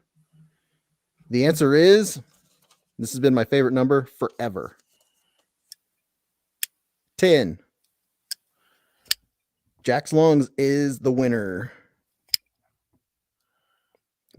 See, he's 5 off and Matt Harvey's 7 off. Man, that was close. That was really close. Congratulations. Congratulations, Jax Lungs. I don't know if you've ever contacted me before, but you might want to. I'm just kidding. Jax Lungs, I know who you are. I know who you are. Congratulations. And man, Matt, that was so close. If you already have a Hadros, let me know. I'll give you something different. Yeah, listen to that. Congratulations, bro ham. He said, "All snap." If you want. Oh yeah, I got to throw up some channel love on you new channel members that joined the Beez Blades, joined the Hive, throwing them up. The Hive is live. Yeah, we're live in the Hive. All right. Lefty said, "Never heard of 10 as a favorite number, weirdo." Choose Weirdo. mine. Lucky number. Lucky number 2. Number 2. Number 10. It's always been perfect 10. Man, Q-Ball said this has been fun. So Lefty just stopped by to make fun of me. That's cool. Oh, so I got my first Karen on my yeah. in my camp comments. Let me hear about it. Not it's not big, but I'm gonna read it. I've gotten so many. I love hearing Karen stories and the comment Karen stories. Yeah, comment Karen. It's not a big lengthy one, but I'm gonna read it to you. I was like, sweet. I'm pulling it up here. This dude, hold on, I gotta find it. So tell me a Karen story while I look. No, you won. Okay, so I've had so many. Okay, so well, like I don't know if this one would be considered Karen, but like I always get comments about the way I talk, and I'm guessing like people with earphones, like it sounds like sometimes like I'm slurping or something. So I'll get people that'll just go off on me. I get comments about my hands, like how shitty my hands look because I work with my hands. So it's like what the fuck? Because you didn't clean your fingernails? Well, no, they'll be clean. It's just these are my crusty fingers. This is how I work with my hands. I work like, dude, with get some Aveeno. Right. I even have, just because of all the comments, I bought this stuff, Bloody Knuckles, that I try to use before I go on, and because I've worked construction my entire life. My hands look like they went through the ringer. They look like the Sahara Desert. But no, I get comment the Karen ones would be like the comments where they think I'm completely wrong about something, and they want to fight about it. Like they want to argue about it, and it's like, listen, you I got the best Karen story. I didn't even think about this one. Light bulb went off. This guy made a video about me. Oh, geez. Yeah, this one was good. So this guy made a video complaining about my links. Okay. So he made an entire video, and he also entered Metal Complex in this video, but he was dogging me out. And he was saying, like, so what he did was he typed in Cold Steel or whatever, and my video pops up, right? My video pops up. And he's saying the reason why my video popped up is because I had a Cold Steel knife in my description linked, right? Because it was a knife I recommended. This I used to have. These are my old links. My old links I used to have knives I recommend, right? Yeah. And he took it to another level and was saying the reason why the algorithm is so messed up is because of channels like mine putting things linked in the description that wasn't even in the video, and now he can't even find Cold Steel Code 4 videos because my videos pop up. And it's like, and so Kara wound up leaving a comment. I left a comment too because he went off, like he went crazy. He wound up taking it down later, but it's like, listen, man, and he like called names, all kinds of stuff. It was kind of sweet, but I just told that's a lot of effort and a lot of anger. So much effort. And it's like, listen, bud, I'm sorry that you feel this way, but YouTube, right? YouTube tells you when you make a channel that this is where you are able to put your links. The what's it called? The where you put your the description, your tags. Your tags is where your tags go, right? If YouTube is using the algorithm based on the things you put in the description, well, then that's on them, not on me. It's not my fault that they take the same place that they tell you to put links in and use it for the algorithm, because they have a separate place for your tags. Yeah. In my tags has nothing to do with Cold Steel or whatever. It only has to do with what's in the video. Right. I don't put anything in my tags that's not in the video. That's on YouTube, not on me, buddy. And guess what? And then I told him, I said, and every single channel does that. Go to it doesn't have to be a knife channel. Go to TV channels. Go to phone channels. Hold up. Ding, ding, ding. Jack's Lungs. Brother, thank you to help with shipping. I appreciate both of you. Oh, man. Look at that. He's even paying for the shipping to ship him. Yeah, what are you doing, man? Dude, that is awesome. You get a Bruce Lee. You get the Bruce Lee for now until you get the ding ding. What a ding ding. Or as Jared would say, dummies. What a dummy. Dummy. Okay, here you go. So this mine wasn't big, but I thought it was funny. So this dude said that used car sales TV commercial shtick is a little over the top and detracts from taking you seriously. So I said, I appreciate your candor, so and so. I'm not being serious because this is not a serious channel.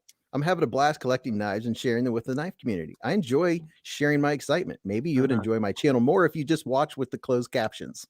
You don't want to hear my voice, just read it. Oh, that's what I'm telling you. I've gotten a lot about my voice, my accent, the way I say a word.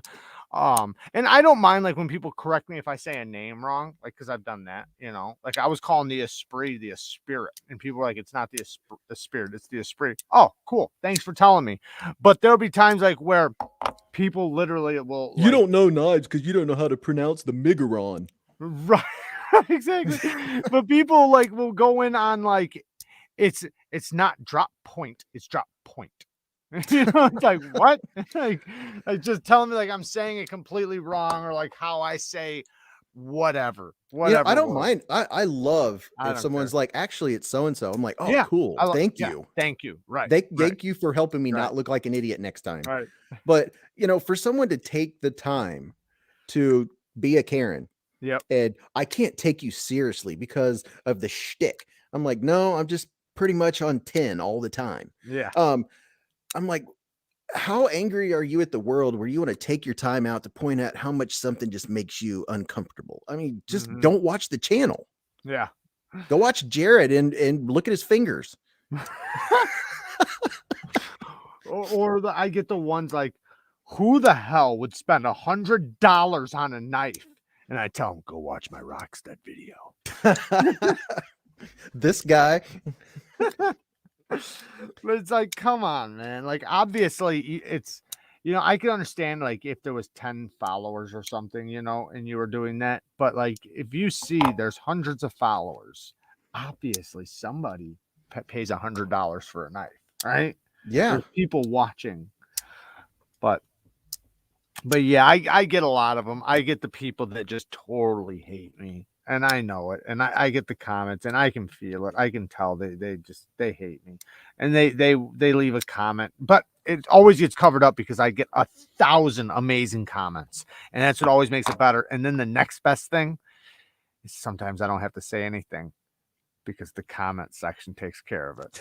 They fucking go in on them.